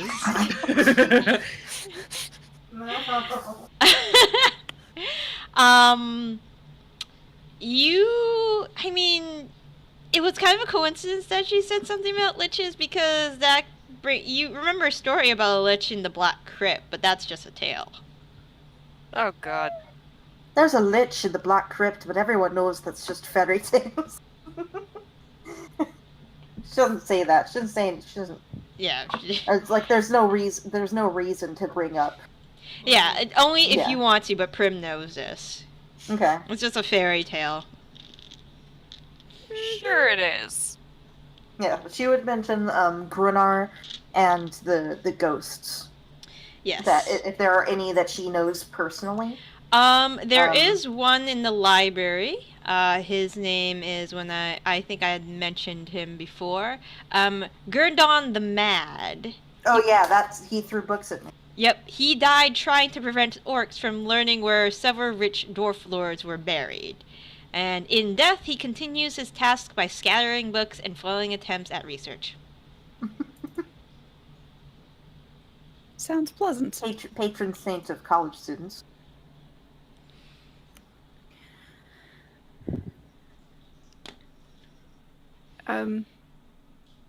Well, So, so who is going information gathering and who is going shopping? Zaitari raises her hand for information gathering. Raine, I guess, is information gathering as well. I mean, if you're going to be dealing with Grunar, then it might be better for me to come along. I know how to get things out of him. Melanie and I shall go shopping. I'll take him, we'll go with you too. Right, dear. And Tegan. Wonderful. Of course, I'd love to go. I need to replace that plate. Again, I am very sorry about that. It's fine. It's a metal plate. You can probably find one easily around here.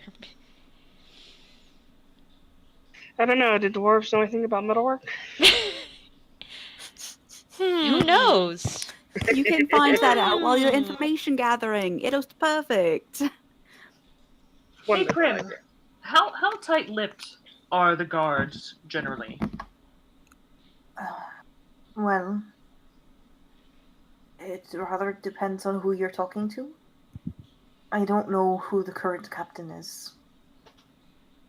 And I never really got much further than well,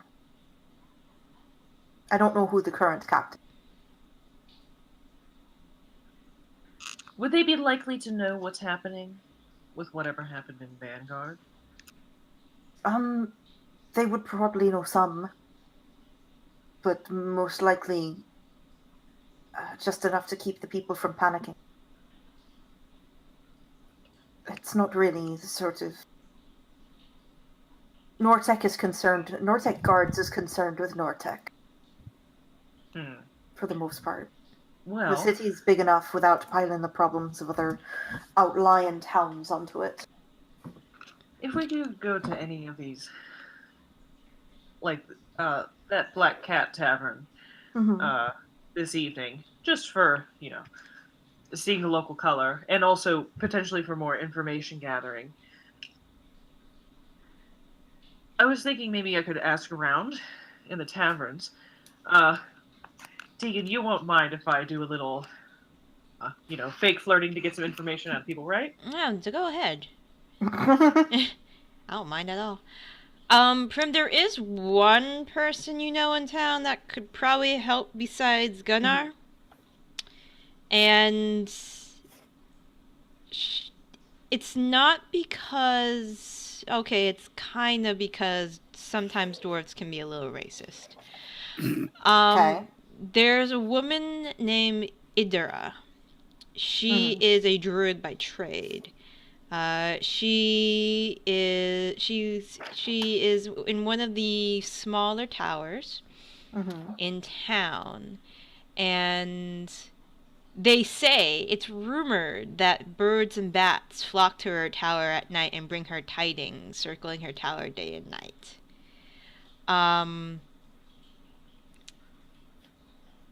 That's not creepy at all. No, That's terrifying. People tend to, dwarves tend not to engage with her. Is she a dwarf? She's a half elf. Okay. So she's like one of the non-dwarven denizens here. Hence why people don't really engage with her. Yeah. Okay. So yeah, I think that Prim might mention that, but only kind of like as an afterthought. Okay. It's just like we could try and asking Idera. Yep.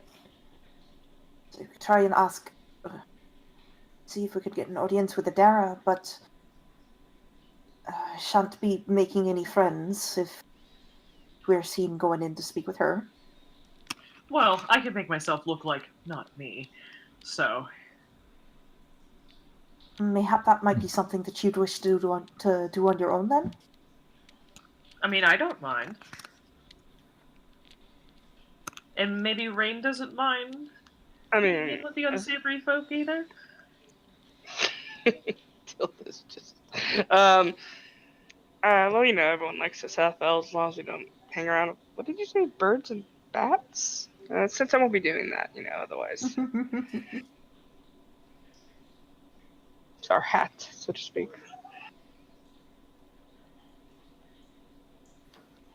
I'm not planning on staying here. I don't really care about my reputation.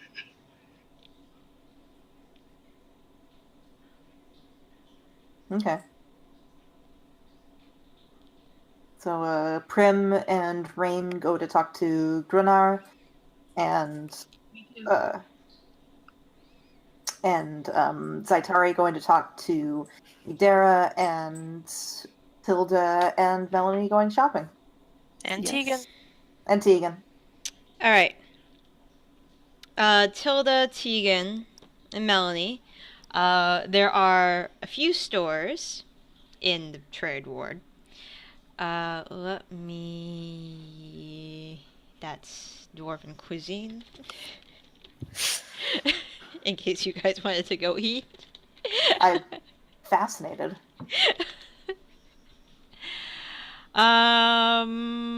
Like I said, Tilda already grabbed some street food and Probably a farm. turkey leg. Rat on a stick. ugh. All right, so you're looking. Where are you looking in particular They're for dwarves, first? not ogres. It's Terry Pratchett. Well, we wanted potions first. Yep. Potions. Tilda would also be on the lookout for anyone who'd be willing to buy her amulet of non-detection. Okay. And I was gonna sell my old armor. Okay. So you get a couple pings for alchemy shops if you're looking for potions. There's Wolfney's Marvelous Alchemy. There is also the Sphinx's Oil and Elixirs are two that immediately pop up.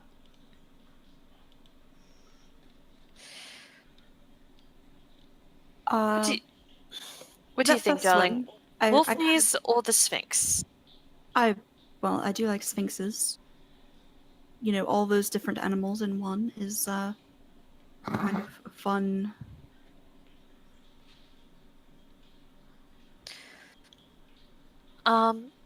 Sphinx it is. Okay. Perhaps we should, well, actually, before we say that, perhaps one of us should go to the Sphinx and one of us should go to Wolfney's? Yep. Well, we wouldn't really know what the other person bought if we separated. You have amulets. Are they close enough together that the brooches would work? I don't know how far away they are. Yeah, Let me tell That's fair. that's fair. But Tilda would just kind of like brush over the brooch that she wears. Well, yes, okay. If they're close enough, then that would work. Okay.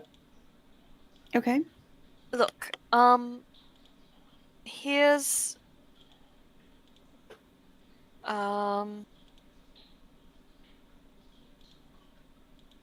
know what, never mind. We can go to Sphinx's, and if they don't have anything that we need, then we go to Wolfney's. There we go. Okay, so you headed to Sphinx's Oils Sure. and Elixirs. Alright, so you approach a shop in a... Do we have to answer a riddle in order to get into the shop? When you try the door, it opens. God damn. The shop is a The answer is two-story timber and brick building with carved wooden doors and dwarf wrought iron furnishings, and it appears actually pretty busy inside. There are several people at the desk, but you are able to get the attention of a young dwarf who approaches you and says, "Hi, my name's Hilary. Welcome Hello, to young dwarf. welcome to the Sphinx's Oils and Elixirs. How I'm can sorry, I I help you didn't today?" catch your name. Hellray. Hellray? Hellray. Helrey. Okay, Hellray. We are looking for healing potion. Okay. Any particular class of healing potion? Normal, greater, superior. Just point us towards your healing potion section. Okay. So right here, we are running kind of low on these. I have 2 potions of healing available and a potion of greater healing. Which one's Um, greater? Is that the 44? Mm-hmm. Yeah. How much is the greater healing potion? The greater healing potion is...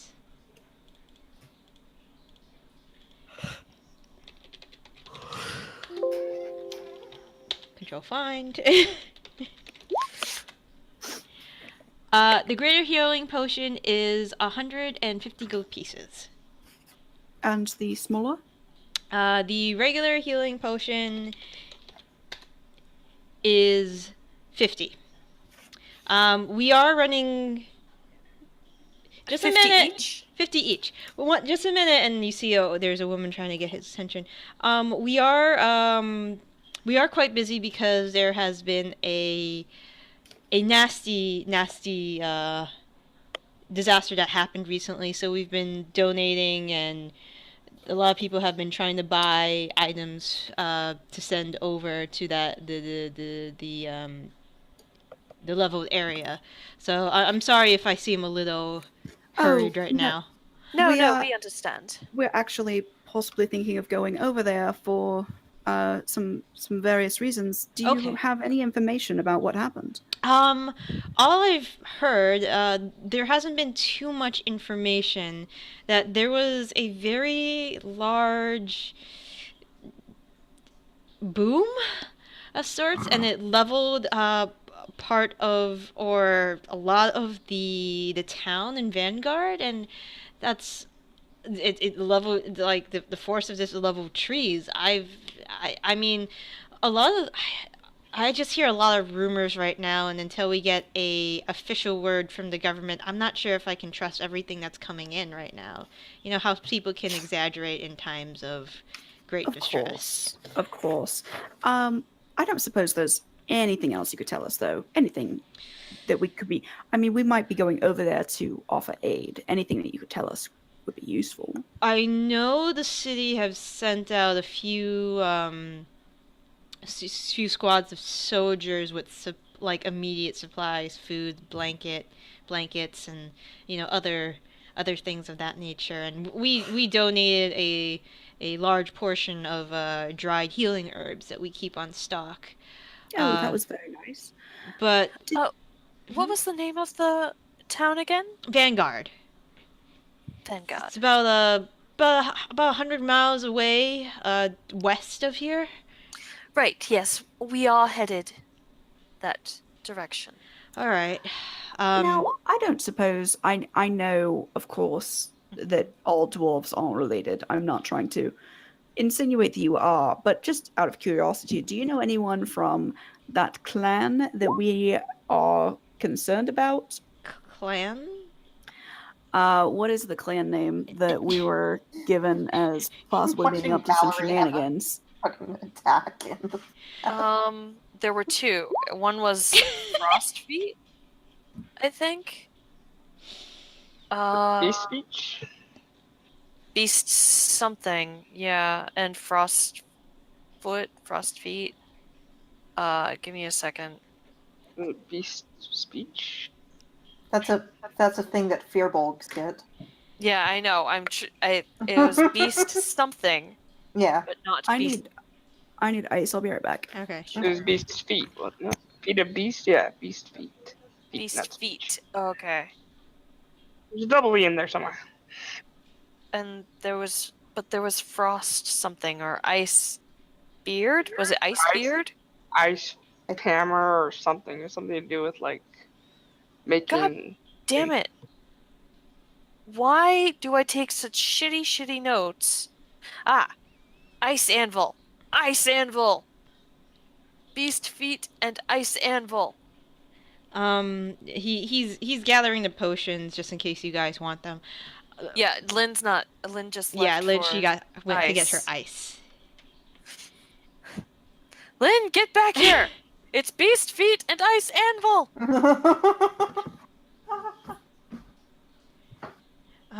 Let's see. So we have... Would you like to hear about other potions we have in stock that might help you on your trip? Yes, of course, I say as I'm, like, taking the 3 healing potions off the shelf and, like, holding them. Like, We have a potion of climbing. We have 2 potions of frost giant strength. We have a potion of resistance fire, and we just sold the potion of resistance lightning apparently. Who did you sell that to? Oh, that young man over there, I think, where my sister, and he points to a brown-haired woman with pigtails over to the far side of the store, and he point. There's a there's like an older dwarf, with a long white beard and a beanie hat. Not a beanie. What do you call those hats in France with the Beret? beret? There's a dwarf with a beret and a long white Incredible. beard. No, his sister is. Anyways, yeah. So he just bought that. Sorry, miss. You But don't know what that dwarf has been through. He just bought that from her.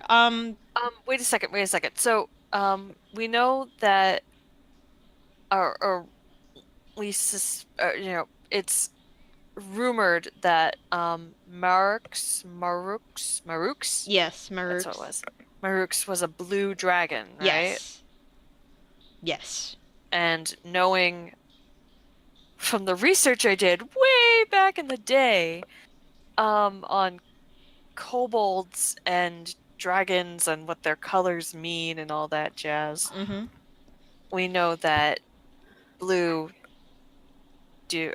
dragons do lightning damage. Yes. That's correct. Because those kobolds were blue. Oh my god, are we pulling an end ring? Are we connecting the red string? Yes! Are you back, Lynn? Because I have Yeah. things I need to... Yeah. Okay, great. So it's Beast Feet Clan and Ice Anvil Clan. Oh, okay. Okay? First and Yes. foremost, those are the 2 that we think are up to no good. Okay. Secondly, I don't know how much that you just heard, but they've just sold out of lightning potions to a guy who's still in the store, and since Maruks, this dragon lich, or lick, as some may call it, Leave her alone. I'm just ignoring you every time you say lick.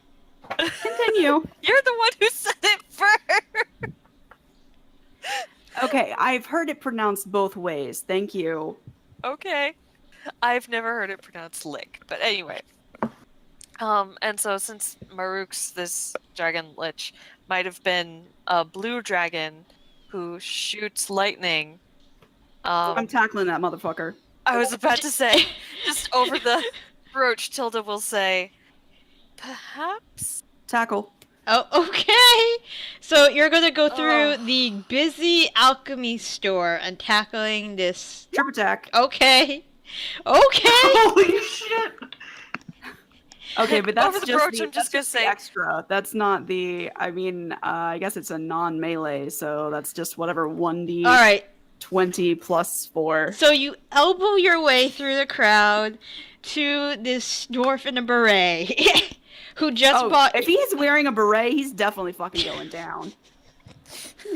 Wow. And you, hooray, and 21 to hit. He has a 16 strength throw not to fall on his ass. okay, Hellray and his sister, he pointed out, who just sold the potion, and everybody in the store, it's like, it goes kind of in slow motion as you shove your way through the crowd, you tackle this dwarf with a white beard onto the ground, and you trip him. You definitely trip him, and he And goes then I'm just gonna stay flat top on of his him, back. right into the ground, and just like, what do you know, motherfucker? I don't actually say that. I'm gonna wait for somebody else to do the talking. But he's on the ground. Do what you need. Oh my god. And it's like, Harry's like, what is your friend doing? Jaw drops. I am so sorry about this. Hold on a moment. And I beg your pardon. She's new in town, and he's kind of like just holding the healing I'm potions. grappling the shit out of this man right now. He's not going anywhere. And you see that the I've run over. yeah, you run over Hellray's sister. Jumps over the counter, and she puts a hand on you and the dwarf, and she's like, "What are you doing to Devin?" I don't respond. I'm just And Tegan is rushing over, over. Can I roll an intimidation check as I make really angry eye contact with this man? Yeah. Yeah. Oh jeez. Yeah, he has like fear in his eyes, and he's like, what did you? I am so terribly sorry. Yeah, Tegan's over there right now. It's like he's trying to pull you to Hellray's sister has Devin, so he's trying to pull Devin out of your grasp, and Tegan is that was to keep a hold of him. It was only an 11. Yeah, she manages to pry him from you, and Tegan is on you. Yeah, he rolled a natural 20, and she grabs you, arm across the chest, and just yanks you off. And everybody in the store is prestidigitating dust off of this man, dust and dirt and stuff, and I am so terribly sorry. My name is Tilda. What's yours? Are you talking to Devin? Sure. Yeah. Devin. I guess I in the Devin. The deep mine. Devin Deep Mine is wonderful. I'm so terribly sorry for my companion's behavior. She gets a little out of control sometimes. It's very difficult to rein her in, as you can see. Over Tilda's shoulder, I'm making the crazy eyes. I had hoped to bring her into society for a moment, and that she would be all right. I take full responsibility for this. I'm just imagining. Why did this woman into the city? She was raised by wolves. Why did Devin's like, why did she do, what did I do? She's feral. She just has. Why did she need potions, Devin? Why'd you need them? I kind of lean forward and I'm like, I'm so terribly sorry. Would you mind if we adjourn to somewhere quieter? Perhaps I can buy you a cup of ale or something. I didn't realize it was just a young man who was possibly an ally. I thought it was somebody who was skulking around, and I guess I just went with it. Look, okay, I'm owning this now. Look, what happens. Is it okay? Can I go? But I'm not upset at you. I'm trying to work with this. No, I'm not even disappointed. I'm just trying to work with this here. Because it was somebody that I thought might be suspicious. But we tackled him in a crowded store. I also want to take a second to say that it can be pronounced lit. Okay, great. Because it comes from German Leica. Everyone needs to fucking apologize to Lin now. I didn't say shit. You typed shit, though. He says, I'm kind of busy. I gotta go back to the craft mess. Where do you work in the? Perhaps I can send you an edible fruit basket or an edible cookie arrangement or something. Please, As I opposed am to like a pissed. wax Okay. fruit basket. Shut up! He's really kind of intimidated. So he's like, "I work at the craft spire for our for my uncle R&D Devin, mind." Devin, why did you need the potions, Devin? We have wand rights. They're What for did you what? Long- Wand rights. We make wands. Oh.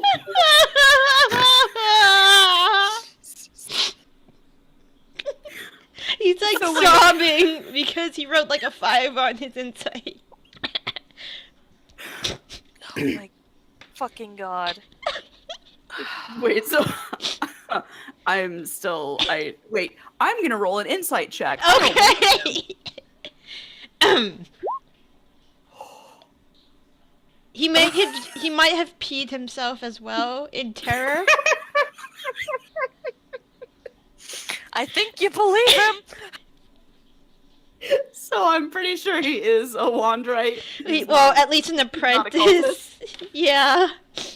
Are you a cultist? No. I'm so terribly sorry. Please, go. Just Okay. with all of my deepest, sincerest apologies. Okay. He goes. I with look the to Tilda, and I'm just like, my face is completely composed, and I'm just like, I may have misread the situation a little bit. Really? You think?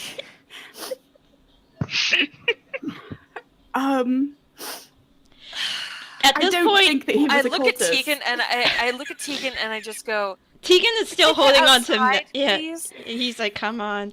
Everybody in the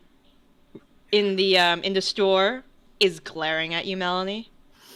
Like, what did you do? Like some of the older, like an older dwarven lady is like, that poor young man. I'm sure. I'm I'm gonna be honest. I saw long white beard. I just assumed he was an elderly dwarf. I was still just willing to tackle him though. I'm just gonna be like, peace, and I'm just gonna leave. I'm just leaving. I am sure that what just happened here is just going to 100% reaffirm any racist views these dwarves have on Yeah. men. I'm an They are elf. going to hate humans even more. Thank you. I'm an Half elves. I'm a half Sorry, elf. They already anybody hate taller us. than them.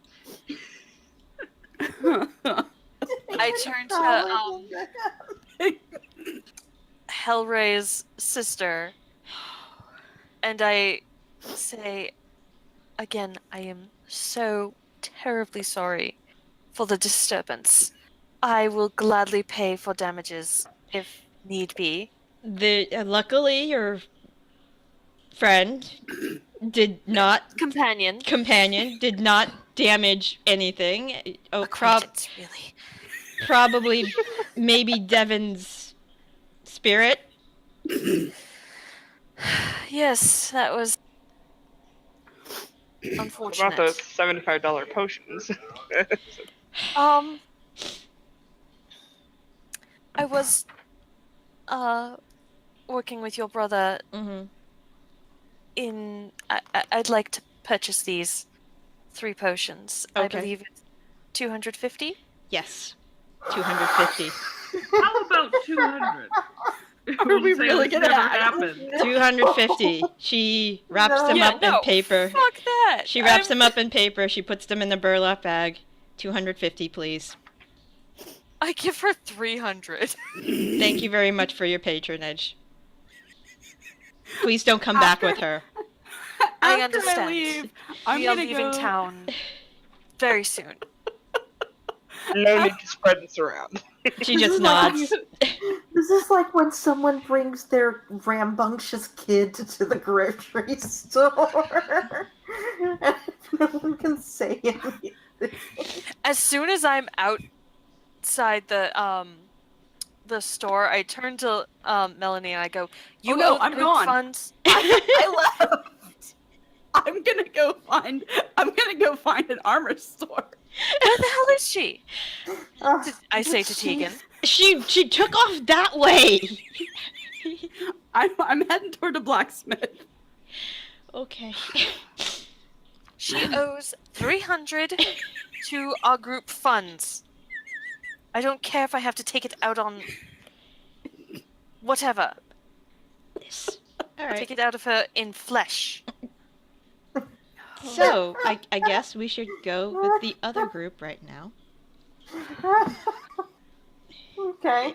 You guys have some feeling something happened, but you're not sure. Maybe it's just, Disturbance. There's just some strange Ears are buzzing burning. in the back It's of a our disturbance brains. in the force. Some tingling feeling in the back of our Mhm. skulls is just like, That my I don't dog think the whistle. shopping episode is going as smoothly as we expected. Mm. Okay, inside So you guys tower, are or- looking for or- you guys are looking for info. You got Gunnar, you got Grunnar, Grunnar. you got Idra, and there's a couple of places you can check, like the Black Cat or the Stone. I think it's called the Stone Foundation. This is where more of the dwarves hang out. Craft, Black Spire, the Foundation Stone. Sorry, the Foundation Stone. That's also a popular tavern where adventurers and other ne'er-do-wells hang out. You did want to check out the Black Cat, didn't you? I mean, 2 birds, 1 stone.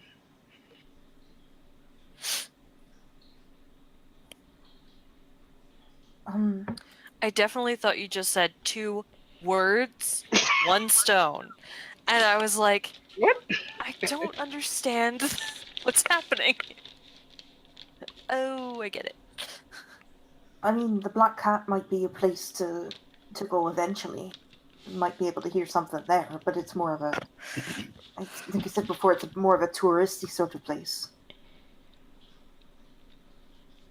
I mean, You know, where do you think we should start, Prim? well, I think the best place... You know, I feel that new people to the town could have troubles making assumptions and jumping to conclusions. God damn it, I think... if this were 5 years ago, I would have just gone to the guard captain, he would have known. But it's not. Could we go to the guard captain? Or is it... He looks panicked when you say that. I No. could go to the guard captain. I have a hat of disguise. We don't have enough attunement slots. I'm an attuning from my agility item stone so that I can attune to my disguise. Well, fine then. Yeah, I can't stop you from doing whatever you're gonna do. I should like to go and talk to Grunnar first. At least... I would think that if anyone would know something, it would be him. Especially considering... I took a look. Before we left, I took a look at the crater. What was left of Vanguard. Borrowed the princess's silver mirror to do it. Just completely leveled.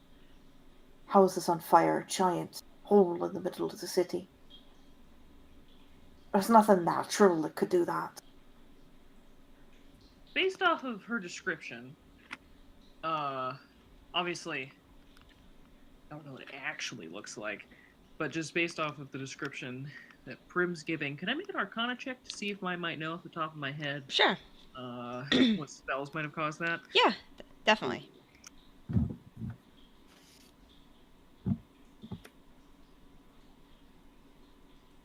As I open my sheet. The sheets have been weird tonight, at least for me. Well, Roll20 was also having problems yesterday, just connecting to their servers in general. Yeah, that's true. It's still having a weird time. And still working on it. Oh, there it goes. Thinking. Hey, there you go. Nah, not anything you know. You're going through like maybe a very large, no, not that size, not that magnitude.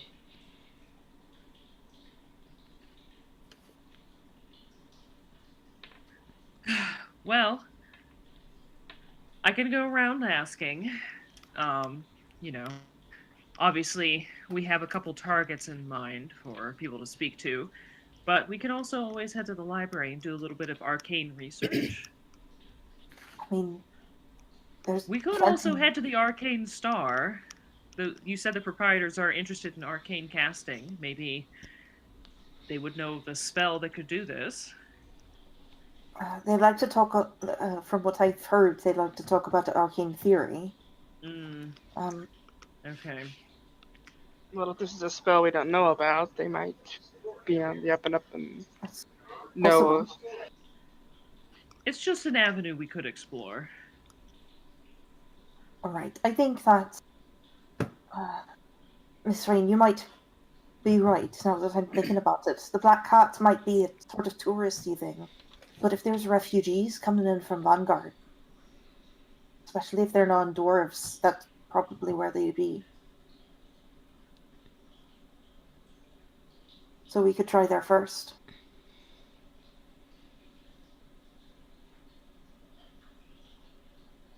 So where are you guys going? I guess the Black Cat. All right. Because I'm the leader now. Yeah. Raine is the leader.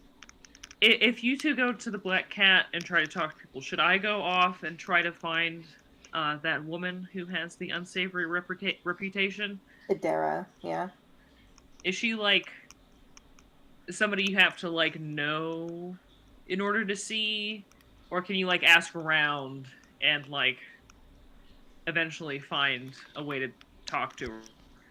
I mean, I think the idea is that you can find like her tower where she lives, but people don't like hang out around her. Not that I don't trust your skills, darling, but I would. Not that I don't trust your skills, but sorry, keep up talking. Damn it! Get out of the room. We shouldn't split up. Shouldn't split up. Yeah, shouldn't split up. That was the gist of my information. All right. I mean, I can take care of myself, you know. Yeah, we don't want to be left out of any of the fun. I am a hero of Leona, after all. Jesus. Just playfully rolls her eyes.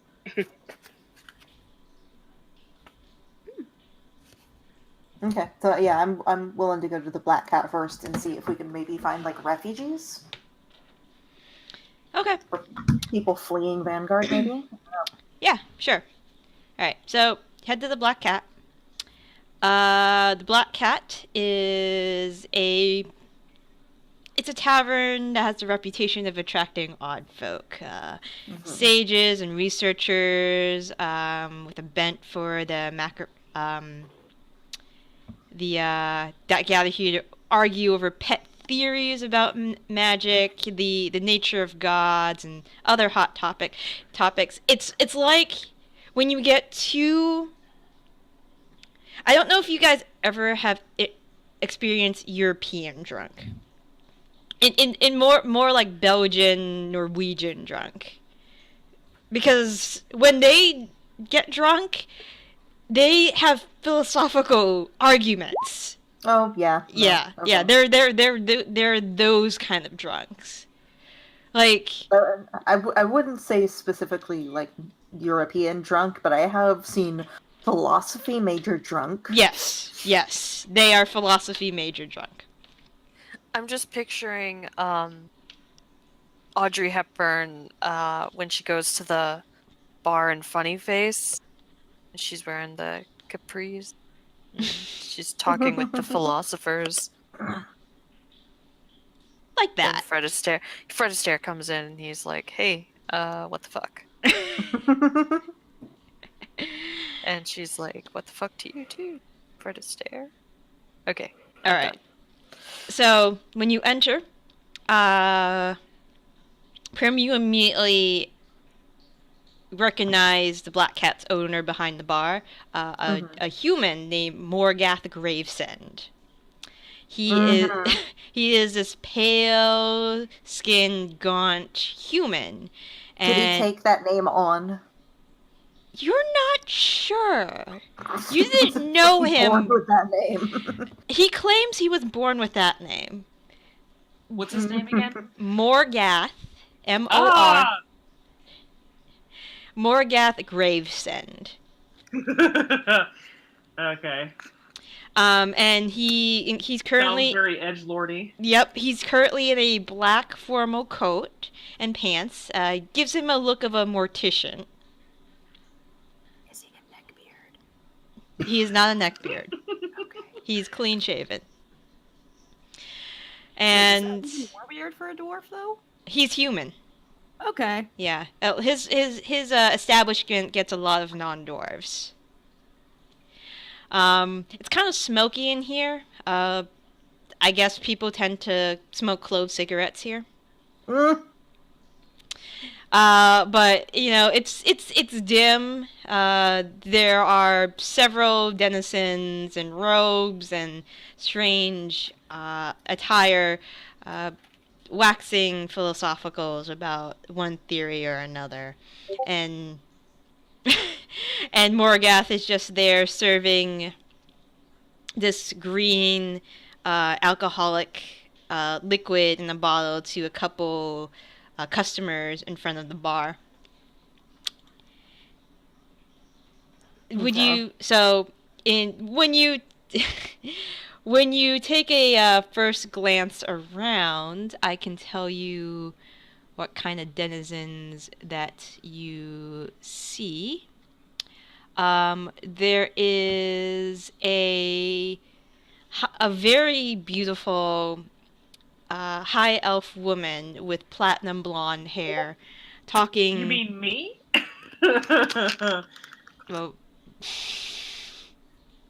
I'm kidding. But that's the usual guys that I take with the disguise self hat is a platinum blonde high elf woman. There is also there is also a where is it? There is also there's a halfling talking to him, and they're just shooting the shit. There are two burly humans. You actually recognize them, Prim. This is Crank and Gaff. Okay. They used to be, back in your day, you don't know if they still are, or they gave that up.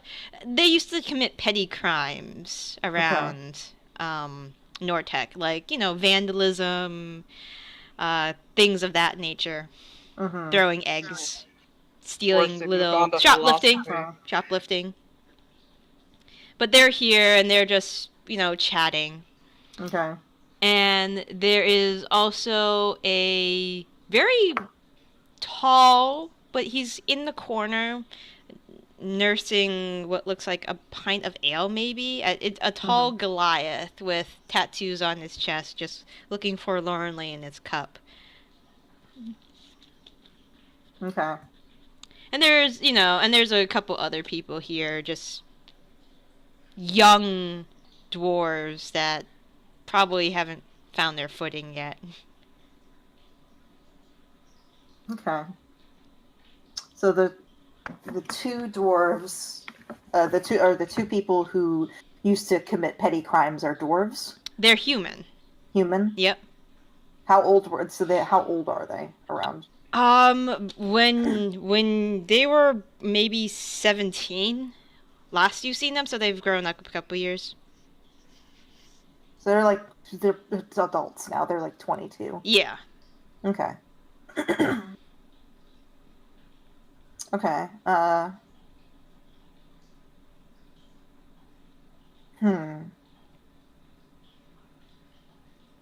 But I don't recognize the Goliath. You don't recognize the Goliath. Okay. Okay. I am going to tell Raine. I'm going to point out the two ne'er-do-wells. What are they? Crank and Gaff. Yep, Crank and Gaff. and tell her, it's like, I don't know if that's the sort of thing that you'd like to do, but at least when I was here last, they were a couple of little shits. Prim, So what I are you don't trying know. to imply? That trying you're a to- little shit. I know, I just want to make her say it. I want to make Prim. I'm trying to imply that you're the sort of person they might have respect for. What sort of person would that be? The sort of person who doesn't bother with rules. Very well put, Prim. I will inquire towards them. Okay. Any, Would you like some tips on tactics?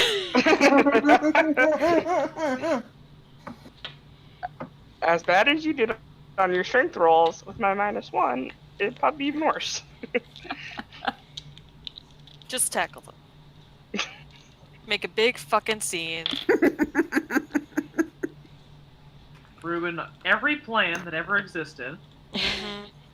So as you approach them, you hear this conversation from the one with he has like a crew cut. Sweet neck tattoo. The other one has like the Oh. Gaff was the one with the sweet neck tattoo. Okay. Crank was the one with the when he shaved his head, he had like a tattoo in his hair of like a skull. But Okay. he's growing it out a little bit, so you can't really see it as well. Okay. Charming. So they're Prank like or prank? Crank, Krank. Okay. Of course. So Crank's like, I almost got him. I was like one shove away, and then, Kabusho was like, yeah, rawr, fucking half giant strength. Goddamn son of a bitch. I lost like 10 gold that night. And, Gaff is like, oh, it's alright, man, it's alright. You'll get him next time. Maybe we gotta booze him up before the competition, And Crank's like,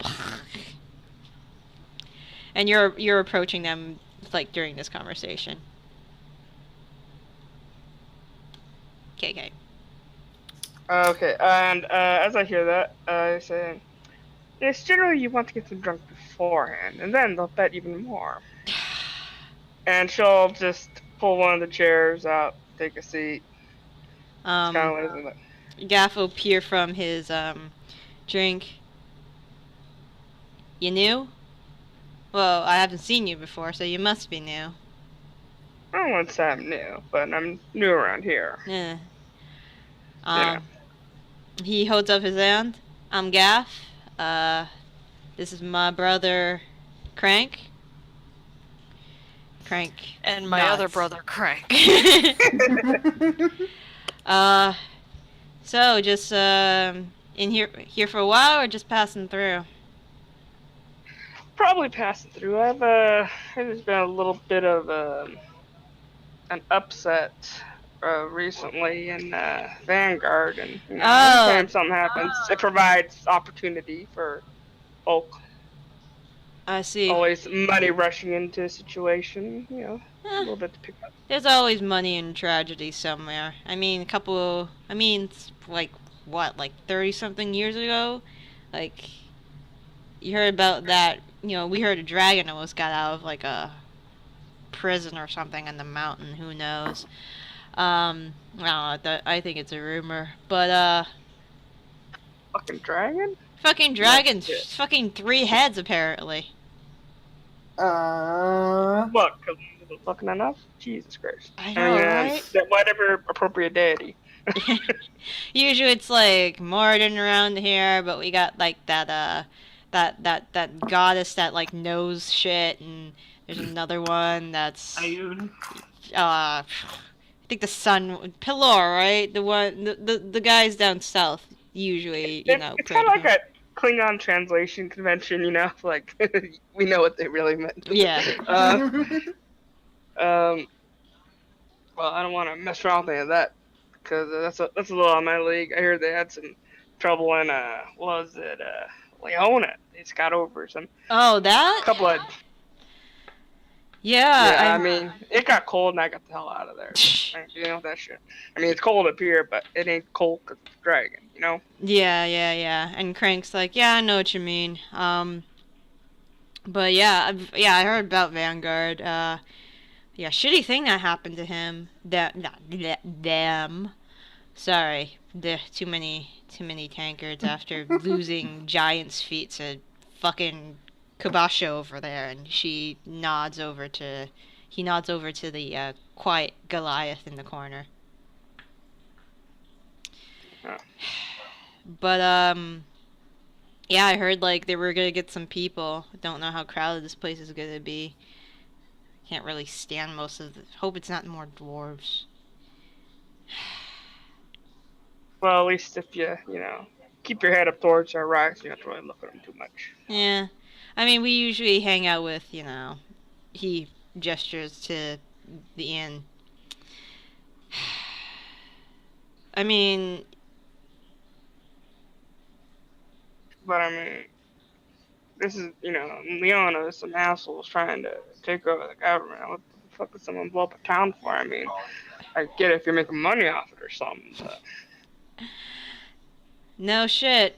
I haven't been in Leona since I was a kid, but that's not much. The nobles just don't give a fuck about anybody. It ain't much different up here, unfortunately. The dwarves can be a little, well, the noble dwarves can be a little, he puts in quotes, traditional. Really traditional. Yeah, at least they ain't faking about caring about the little people. At least you know you're the shit on the boots, I'm honest. I'll drink to that. and Crank is going to just take another long gulp from his tankard. Well, if you boys hear anything and you need a reliable person, you might see me around. Let me know. All right. Well, if you need if you're looking for some fun, just head up to the Stone. We usually work at we're Milo's bouncers from time to time when he needs the extra muscle. Yeah. So yeah, see you around. Yeah, we'll get a drink, and I'll report back to the group. Didn't get too much out of him, but Prim, have you heard about this dragon in the mountains, 3 heads? I mean, we've been. I haven't been here for the last 5 years, but You haven't been here for the last 5 years, but your family would have told you about Calistrax. There was a 3-headed dragon that was imprisoned in the mountains, killed. So he ain't a problem anymore, but apparently he was a problem because when he was killed the first time, he wasn't really killed, he was just put to sleep. And Okay. a bunch of adventurers and actually a dwarf from Nortec actually helped put him down, like, permanently. Yeah. He was a 3-headed dragon, said to be a previous consort of Tiamat. Didn't live up to her expectations, though, apparently. Well, sure, he didn't have enough heads. She's got 5. He's only got 3. 2 heads, too short. Yep. Yep. So, yeah, so The name of his the Guess it sequel doesn't matter. movie. Two heads too short. So Prim is like vaguely aware, where she's just like, it's sort of thing. It happened a bit ago. The dragon's dead now, so it doesn't really matter. Some Yeah, sort but of if we're dealing with lickers, you know, these things can come back, can't you? Just something to keep in mind. I mean, I think if it was a Draco Lich, then someone would have noticed, right? I'm saying dealing with dragon cult. Something to keep in mind. Alright. Shall I go talk to Morgoth, or do you want to try someplace else? I'm not sure if this place is really... I was hoping there were going to be more people. Well, the boys thought there, there's going to be an influx, but it hasn't happened yet. I mean, there's 100 miles in between the two places, and 4 people Too far already. away. I think our best bet would be the library at this point, then. I can try and ask Morgoth, but he might not be any more helpful than the boys. Gods, they've gotten big. Zaitari is up at the bar, sitting, like she just kind of like motions for the bartender to come over. All right, Morgoth is gonna come over. Hello, miss. Hello. And who might you be? I am Morgoth. I am the proprietor of this fine establishment. And you are? Seraphina. Seraphina. Can I get you anything to drink, Miss Seraphina? Yes. What's the most interesting thing you have? We have this lovely, and he points to the green bottle, we have this lovely wormwood absinthe, that the locals like to partake in. Says it gives them slight hallucinations, makes them reach higher towards the gods, apparently. He You lowers do realize that's all a bunch of bullshit, right? Yeah, but I sell it, so... Please buy my bullshit. Please buy my bullshit. If you're looking for something a little... Are you looking for something local? Or are you looking for something How about fun? something a little juicier? Something a bit more tantalizing to the ears? Hear anything interesting? Depends what's interesting. I mean, interesting as in what's happening in Dwarven society, interesting in what's happening around the area in general, or... How about around the area, and I'll slide over, like, 5 gold coins. Alright, well, the big thing, he eyes it, is that there's a large crater where Vanguard used to sit. Oh, come now. We have all heard about that. Give me something more. Well, if you, well, I did hear one thing. I'm not sure I quite believe it, but it might pique your interest if you're looking for something a little more not mainstream. No, never mainstream. So, in this area, well, in Ironfast, mostly to the north, a little bit to the south, they usually have a small giant problem. Frost giants in general. You find them more north than you do south, but you do have a trickle in the south from time to time near Vanguard. I hear there's this guy who claims that he's seen undead giants in that area. Like, not just one or two, like there's some cursed ground they accidentally died on, like more than that. Just through the grapevine. So an undead frost giant problem also near Vanguard? Oh, yep. Yeah, there's this crazy hermit in the mountains who just... So, in the north, I don't know how much you know about the dwarf clans around here. Treat me like somebody who doesn't know anything. Alright.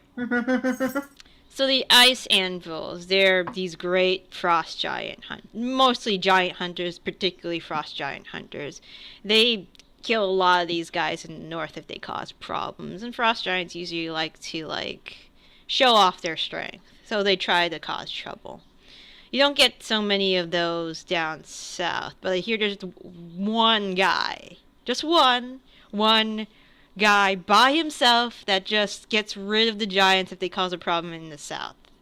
I don't know whether he has like an animal with him to help him out, or he just does it by himself, which is even more crazy. But they say he's the one who has been seeing these undead guys lately, and he was like around Vanguard. He's always around Vanguard from time to time. He goes into that town from time to time from here. But seriously, one guy taking on a frost giant by himself. You never know. You never know. The person's name? Yeah, let me think. It started with an M. God, what was his name? It's a weird name. I don't even know. Murder beard, McMurder face. And he looks over to Yo, Alara! And the high elven woman, perks up her head from the conversation she was having with the halfling, and she's like, "Yeah? Do you remember the name of that crazy hermit that's supposed to be around down the south?" She thinks a moment, and she looks over to the halfling. The halfling's like, "Yeah, his name's Malbert. Malbert Thunderborn." Yeah, that's the name, Morgraph says.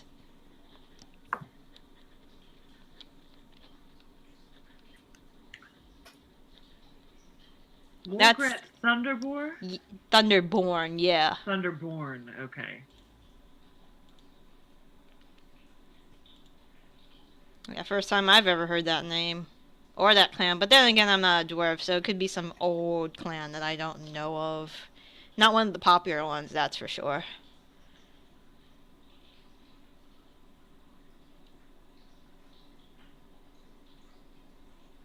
Sorry, I had a big yawn. Well, thank you for the very interesting information. No problem. Morgath. Might you know of anywhere else I could hear some very, juicy rumors? Grunar probably has something. He's probably drunk in an alleyway again at this time. Any particular alleyways he likes to hang out in? You can probably find him on one of the walls of the foundation stone. He likes to get drunk there. Anybody else? Creepy druid, Dara. I mean, if you want to really go out of your way to find something, you could probably talk to Old Crone Helka, too, up in the House of Fortune. Well, I tried them. I'll put it in my list. Right. Other than that, unless you're, paying some bribes to people, higher up in the guard, then I don't know anybody else that would have any info. By the way, can you tell me about the captain of the guard? Captain? That... What? I don't know what you're Alright. doing, Raine. I hope that was just testing something. Nope. Raine knows how it works. Captain of the guard is Korthak Longhammer. Okay. He got promoted not too long ago after they ousted the old captain for some corruption scandal. So, I would imagine this Korthak isn't very amenable to briberies then? No. Don't. If you're gonna go bribe, don't do it to him because he's as straight and narrow as they come. He is the most. He puts in air quotes, the most traditional dwarf I've ever met. I had the pleasure of meeting. Oh, well, that's no fun. Yeah, he's a walking rule book. Well, that's boring then. What about any other higher-ups that would be more fun to talk to? Just a more enjoyable time. Have you been to the Hidden Coin yet? Hidden what? Hidden Coin. No.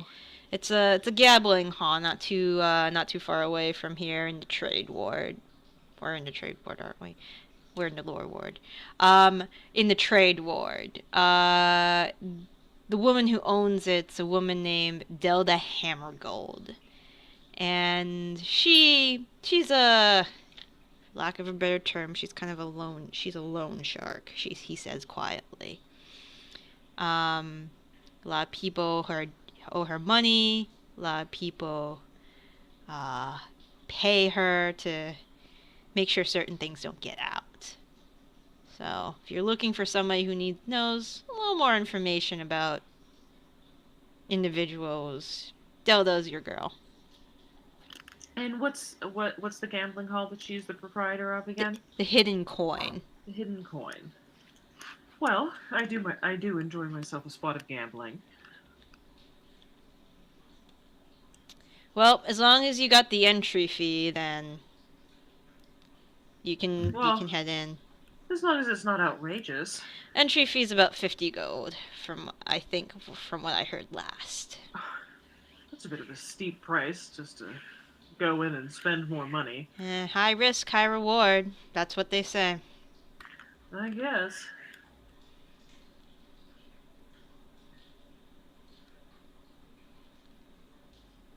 Alright, well, thank you. You're welcome. And have a wonderful time in the Stone City. I will certainly try. I'll give him a wink and then leave. Okay.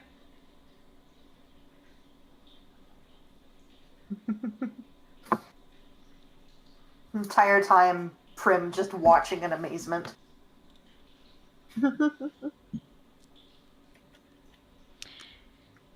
So, Korthek Longhammer, you know who that is, Prim?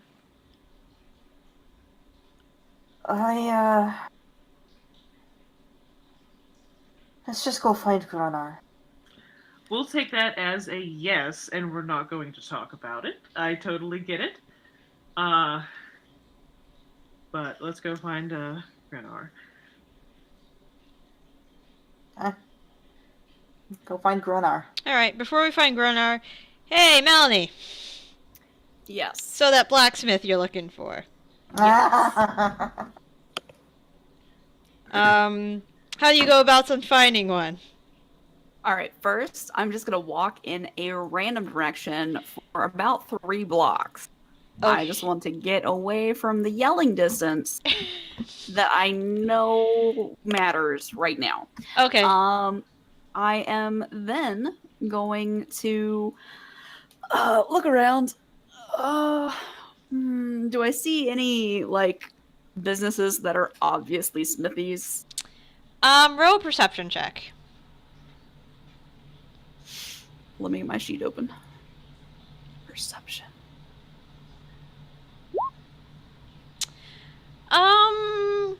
I'm assuming I can't throw a cat without hitting a smith. We're in a dwarven town. Yeah, that's true. Let me see. Alright. Not that I would throw a cat. I love my kitties. You're looking for an armorer or a weaponsmith? Armorer, preferably. Armorer. Okay.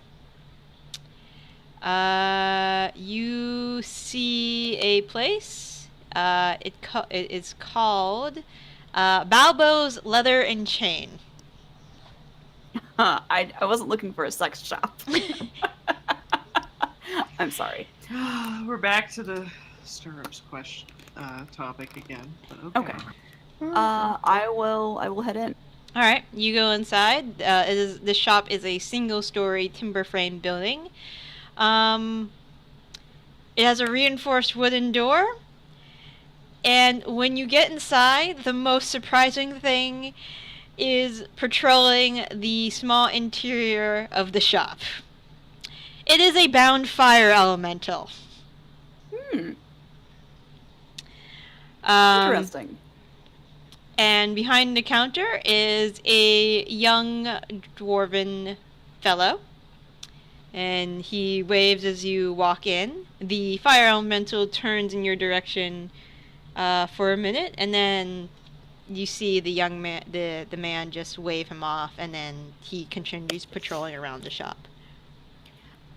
That's a interesting way of heating the lobby.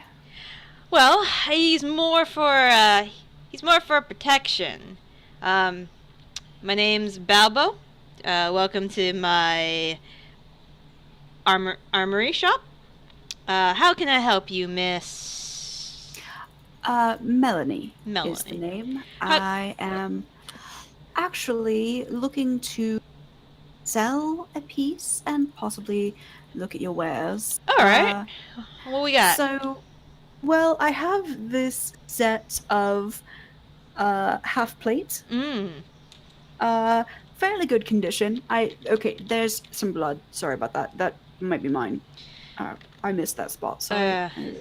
Used half plate. I see. Okay. Yes, So I there's took a couple dents. very, very good care of it, and I was only stabbed actually complete through the one time, and I got it repaired by a very, very good smith in town in Leona. All right.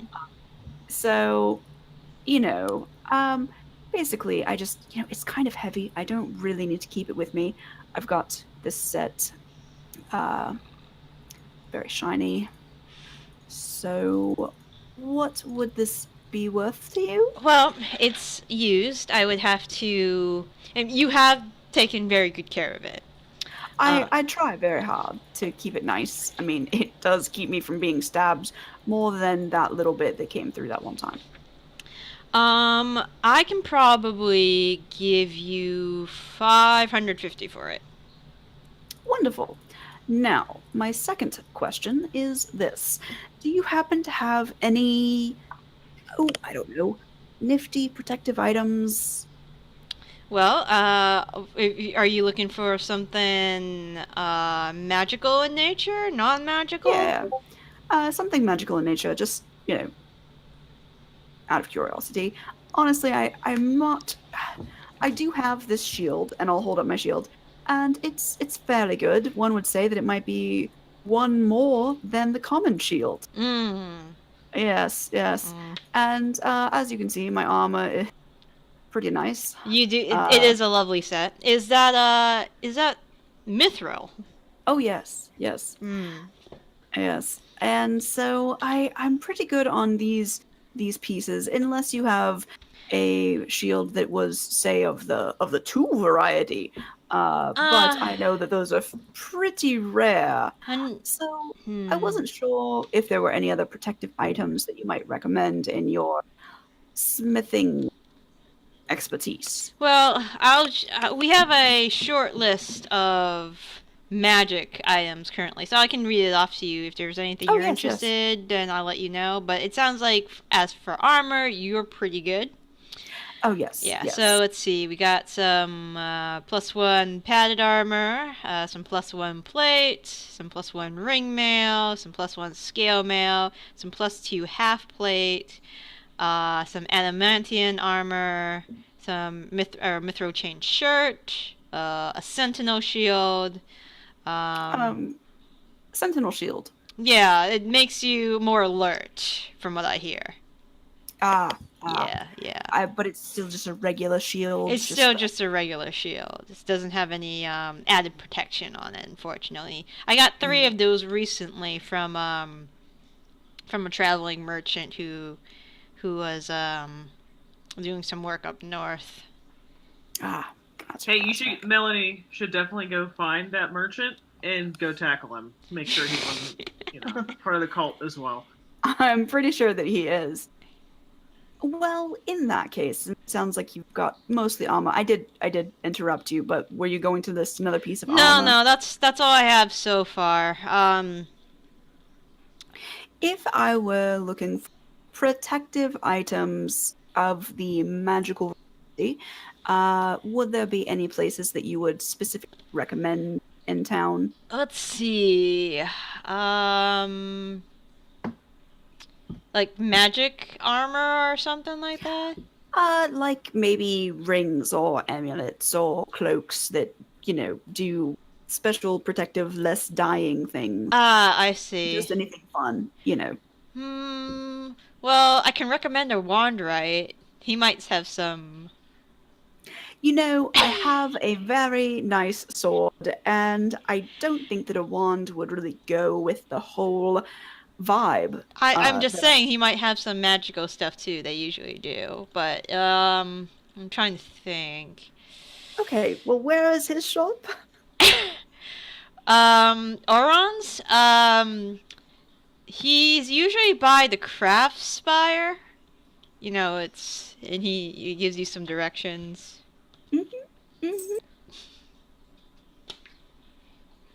But if you're looking for something a little more, maybe general,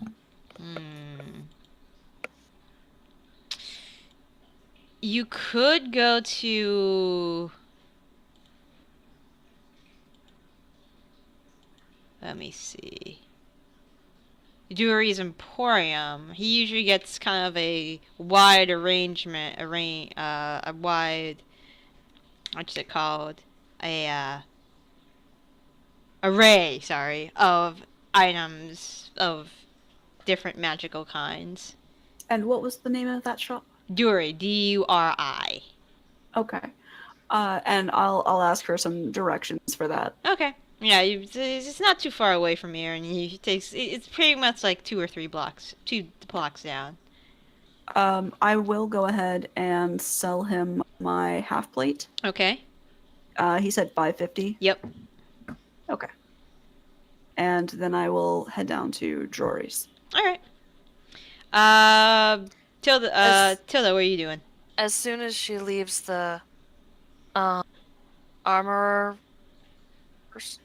Yep. Tilda spots her and is like, "You owe the group funds 300 gold What? Why? for damages and what not from the store." I only damaged the dwarf that I thought you were telling me was a cultist that to we keep needed an to apprehend. eye on, not to tackle. I saw him very well while I was tackling him. Melanie obviously needed to physically put her eye on. Is that not what it means? I understand that it might have been a little bit Excessive. maybe. But, it was just a heat of the moment. I was all cooped up on that ship for so long. And, I got a little bit carried away in trying to tackle what I thought was an old man cultist. I realize now that maybe dwarves sometimes just have big white beards. Just all the time. So... Either way, I had to use 300 gold out of the group funds to smooth over everything. So you owe. Okay, 300 gold. I'm making an insight check on whether or not the 300 gold was specifically to smooth over my shenanigans.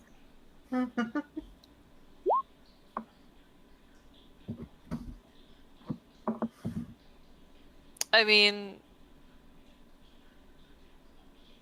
Because Tilda maybe paid. 250 of that were potions.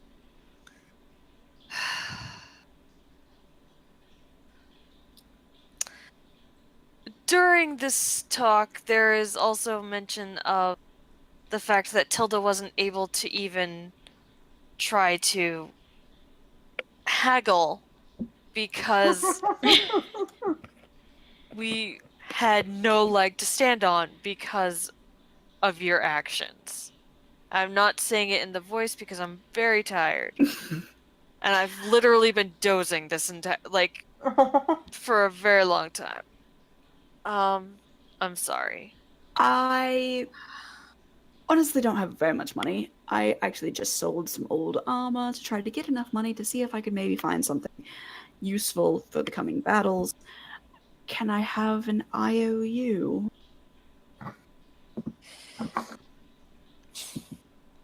Big smile. You can have an IOU, darling, but you'll have to pay interest on it. I'll go and see how much they charged you for damages, and then I'll give you that. I'm not going to give you 300 gold. That was all the potions. I can give you 75. Done. Fine. I'll fork over 75 gold. One of them's sticky. Ew, why?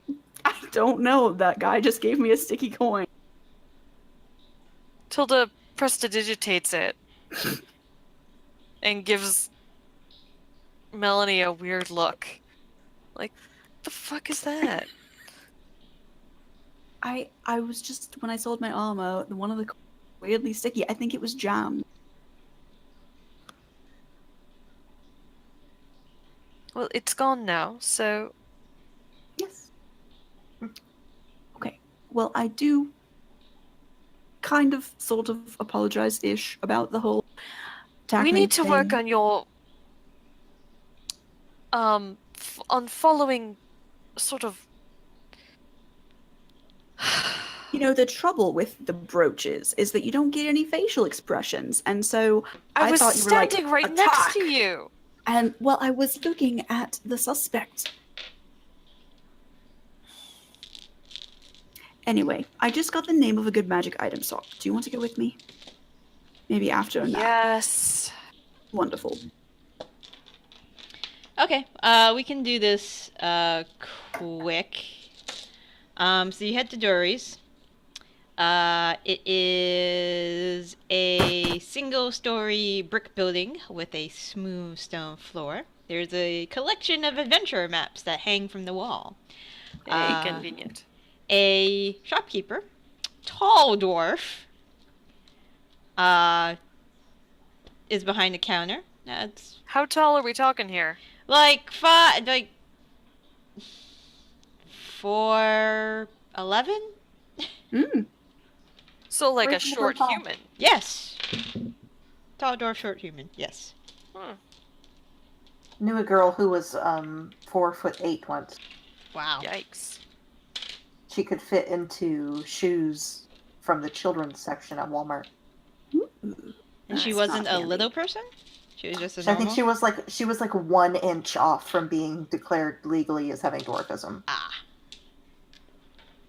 Anyway. Fun fact. He's helping some customers, but when you come in, she allows the person to browse and says, "Welcome to Dury's. I am Dury. How can I help you?"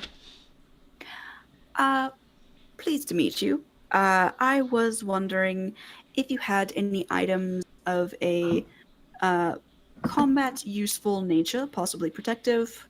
Let's see. Outside of armor. I'm good on armor. Outside of armor. You will you bring know. out a list. Okay. Let's see. I have some crossbow bolts, ammunition, +1. I have some armor of gleaming. Got some boots of levitation. Got some bracers of defense. Got a folding boat. Got a horseshoes of speed. Got an immovable rod. Got some mariner armor. I have 1 potion of healing in stock. I have a ring of evasion, a rope of climbing, a spell scroll, I think that says commune, scroll of cure wounds, and a scroll of jump. What? So can I put the horseshoes on my hands and my feet and then go really quickly? No, I'm kidding. No. No. The ring of evasion. Yes. What does that do? I The can just ring of evasion, ask and the he, god of Google. the ring of evasion, he says, will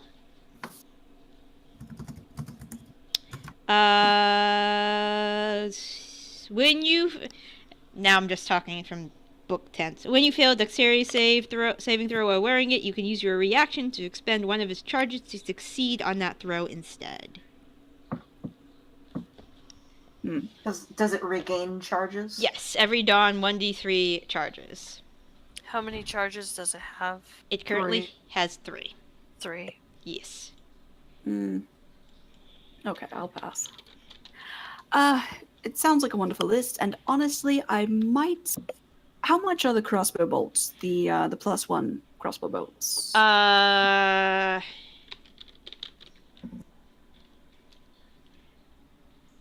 25 gold each. Okay. I have 20. I know that Raine was thinking of getting some of those, so I will go ahead and grab her 4 of those. That would be gold.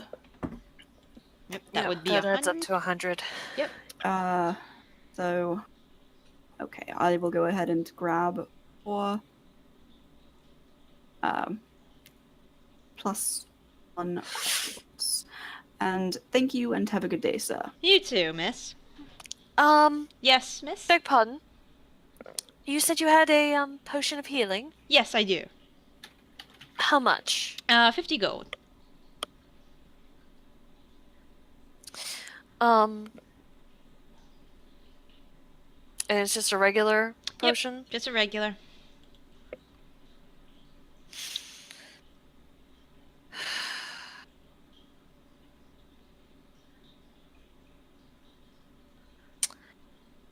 Tell you what, and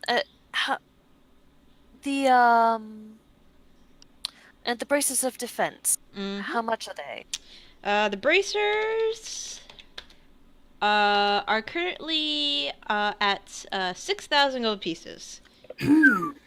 Jesus fuck. That's a lot. Shit. That is a lot. It is a lot. Unfortunately, that is the market right now for them. Sure, makes sense. Totally. Never fucking mind then. Oh, that's because they're +2 to AC, though. Oh, when you're wearing no armor and using no shield. Yeah. Which I have armor, so never mind. I will just is it like a stall or is it like a shop? It's a shop. It's a proper shop in a one-story building. Okay. Does it look like a well-off shop? It's a well-to-do. It's like middle. Okay, Big time I'm just merchant, asking yeah. if they've got if they look like they have enough money to buy something for a decent price. So I'm gonna pull up the amulet of non-detection Okay. and say, tell you what, how about you deduct the price of that potion from. I would like to sell this. He looks at it. God, I'm Amulet of proof against detection. Mm-hmm. Sure. His eyes go wide a bit. These are in quite high demand right now. Huh. Yeah.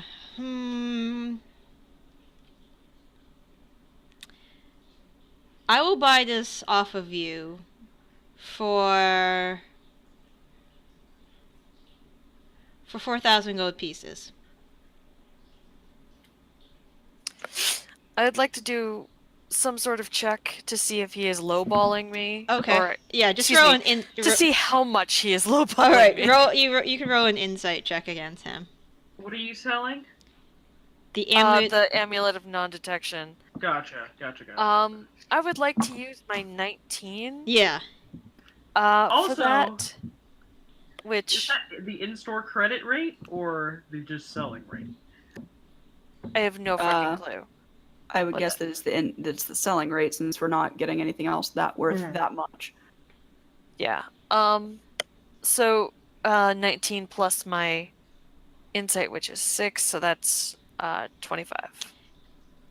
He is not that much because he has a business. But he is a little bit. You feel like you could go a little. He could sell it for you. He could buy it for a little more. I kind of narrow my eyes at him and go, "Do you think this is my first time haggling with a dwarf, darling?" Well, 6,000.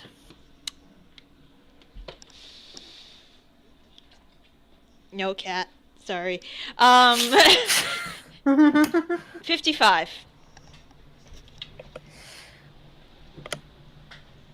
$59. Do you want me to tackle him? No.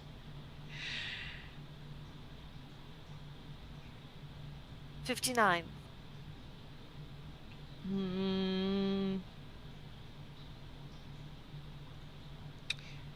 I'll go 58.50. I'll take it. Okay. And he tosses you the healing potion too when he loans you the coin. Hmm. Okay. Pleasure doing business with you, darling. Mm-hmm. You have a nice day, miss. You as well. And I will take that potion and haha, now I have money can put towards spells. Yay me. Alright. Do you guys want to stop here before you go to Grunnar? Yes, please. Okay. Yeah, Oh, I think dear we're Yeah, God, I hear yes. you guys are tired, so the shopping and stuff. Okay. I gotta go to sleep. Go to sleep, guys. Are we playing next week? Yeah, are you guys up for next week? I'm fine with good. that. I'm fine with that. Alright. Yeah, I'm good for giving it a try. Cool. Cool. Okay. Okay, So so we we play have next 3 Friday. potions.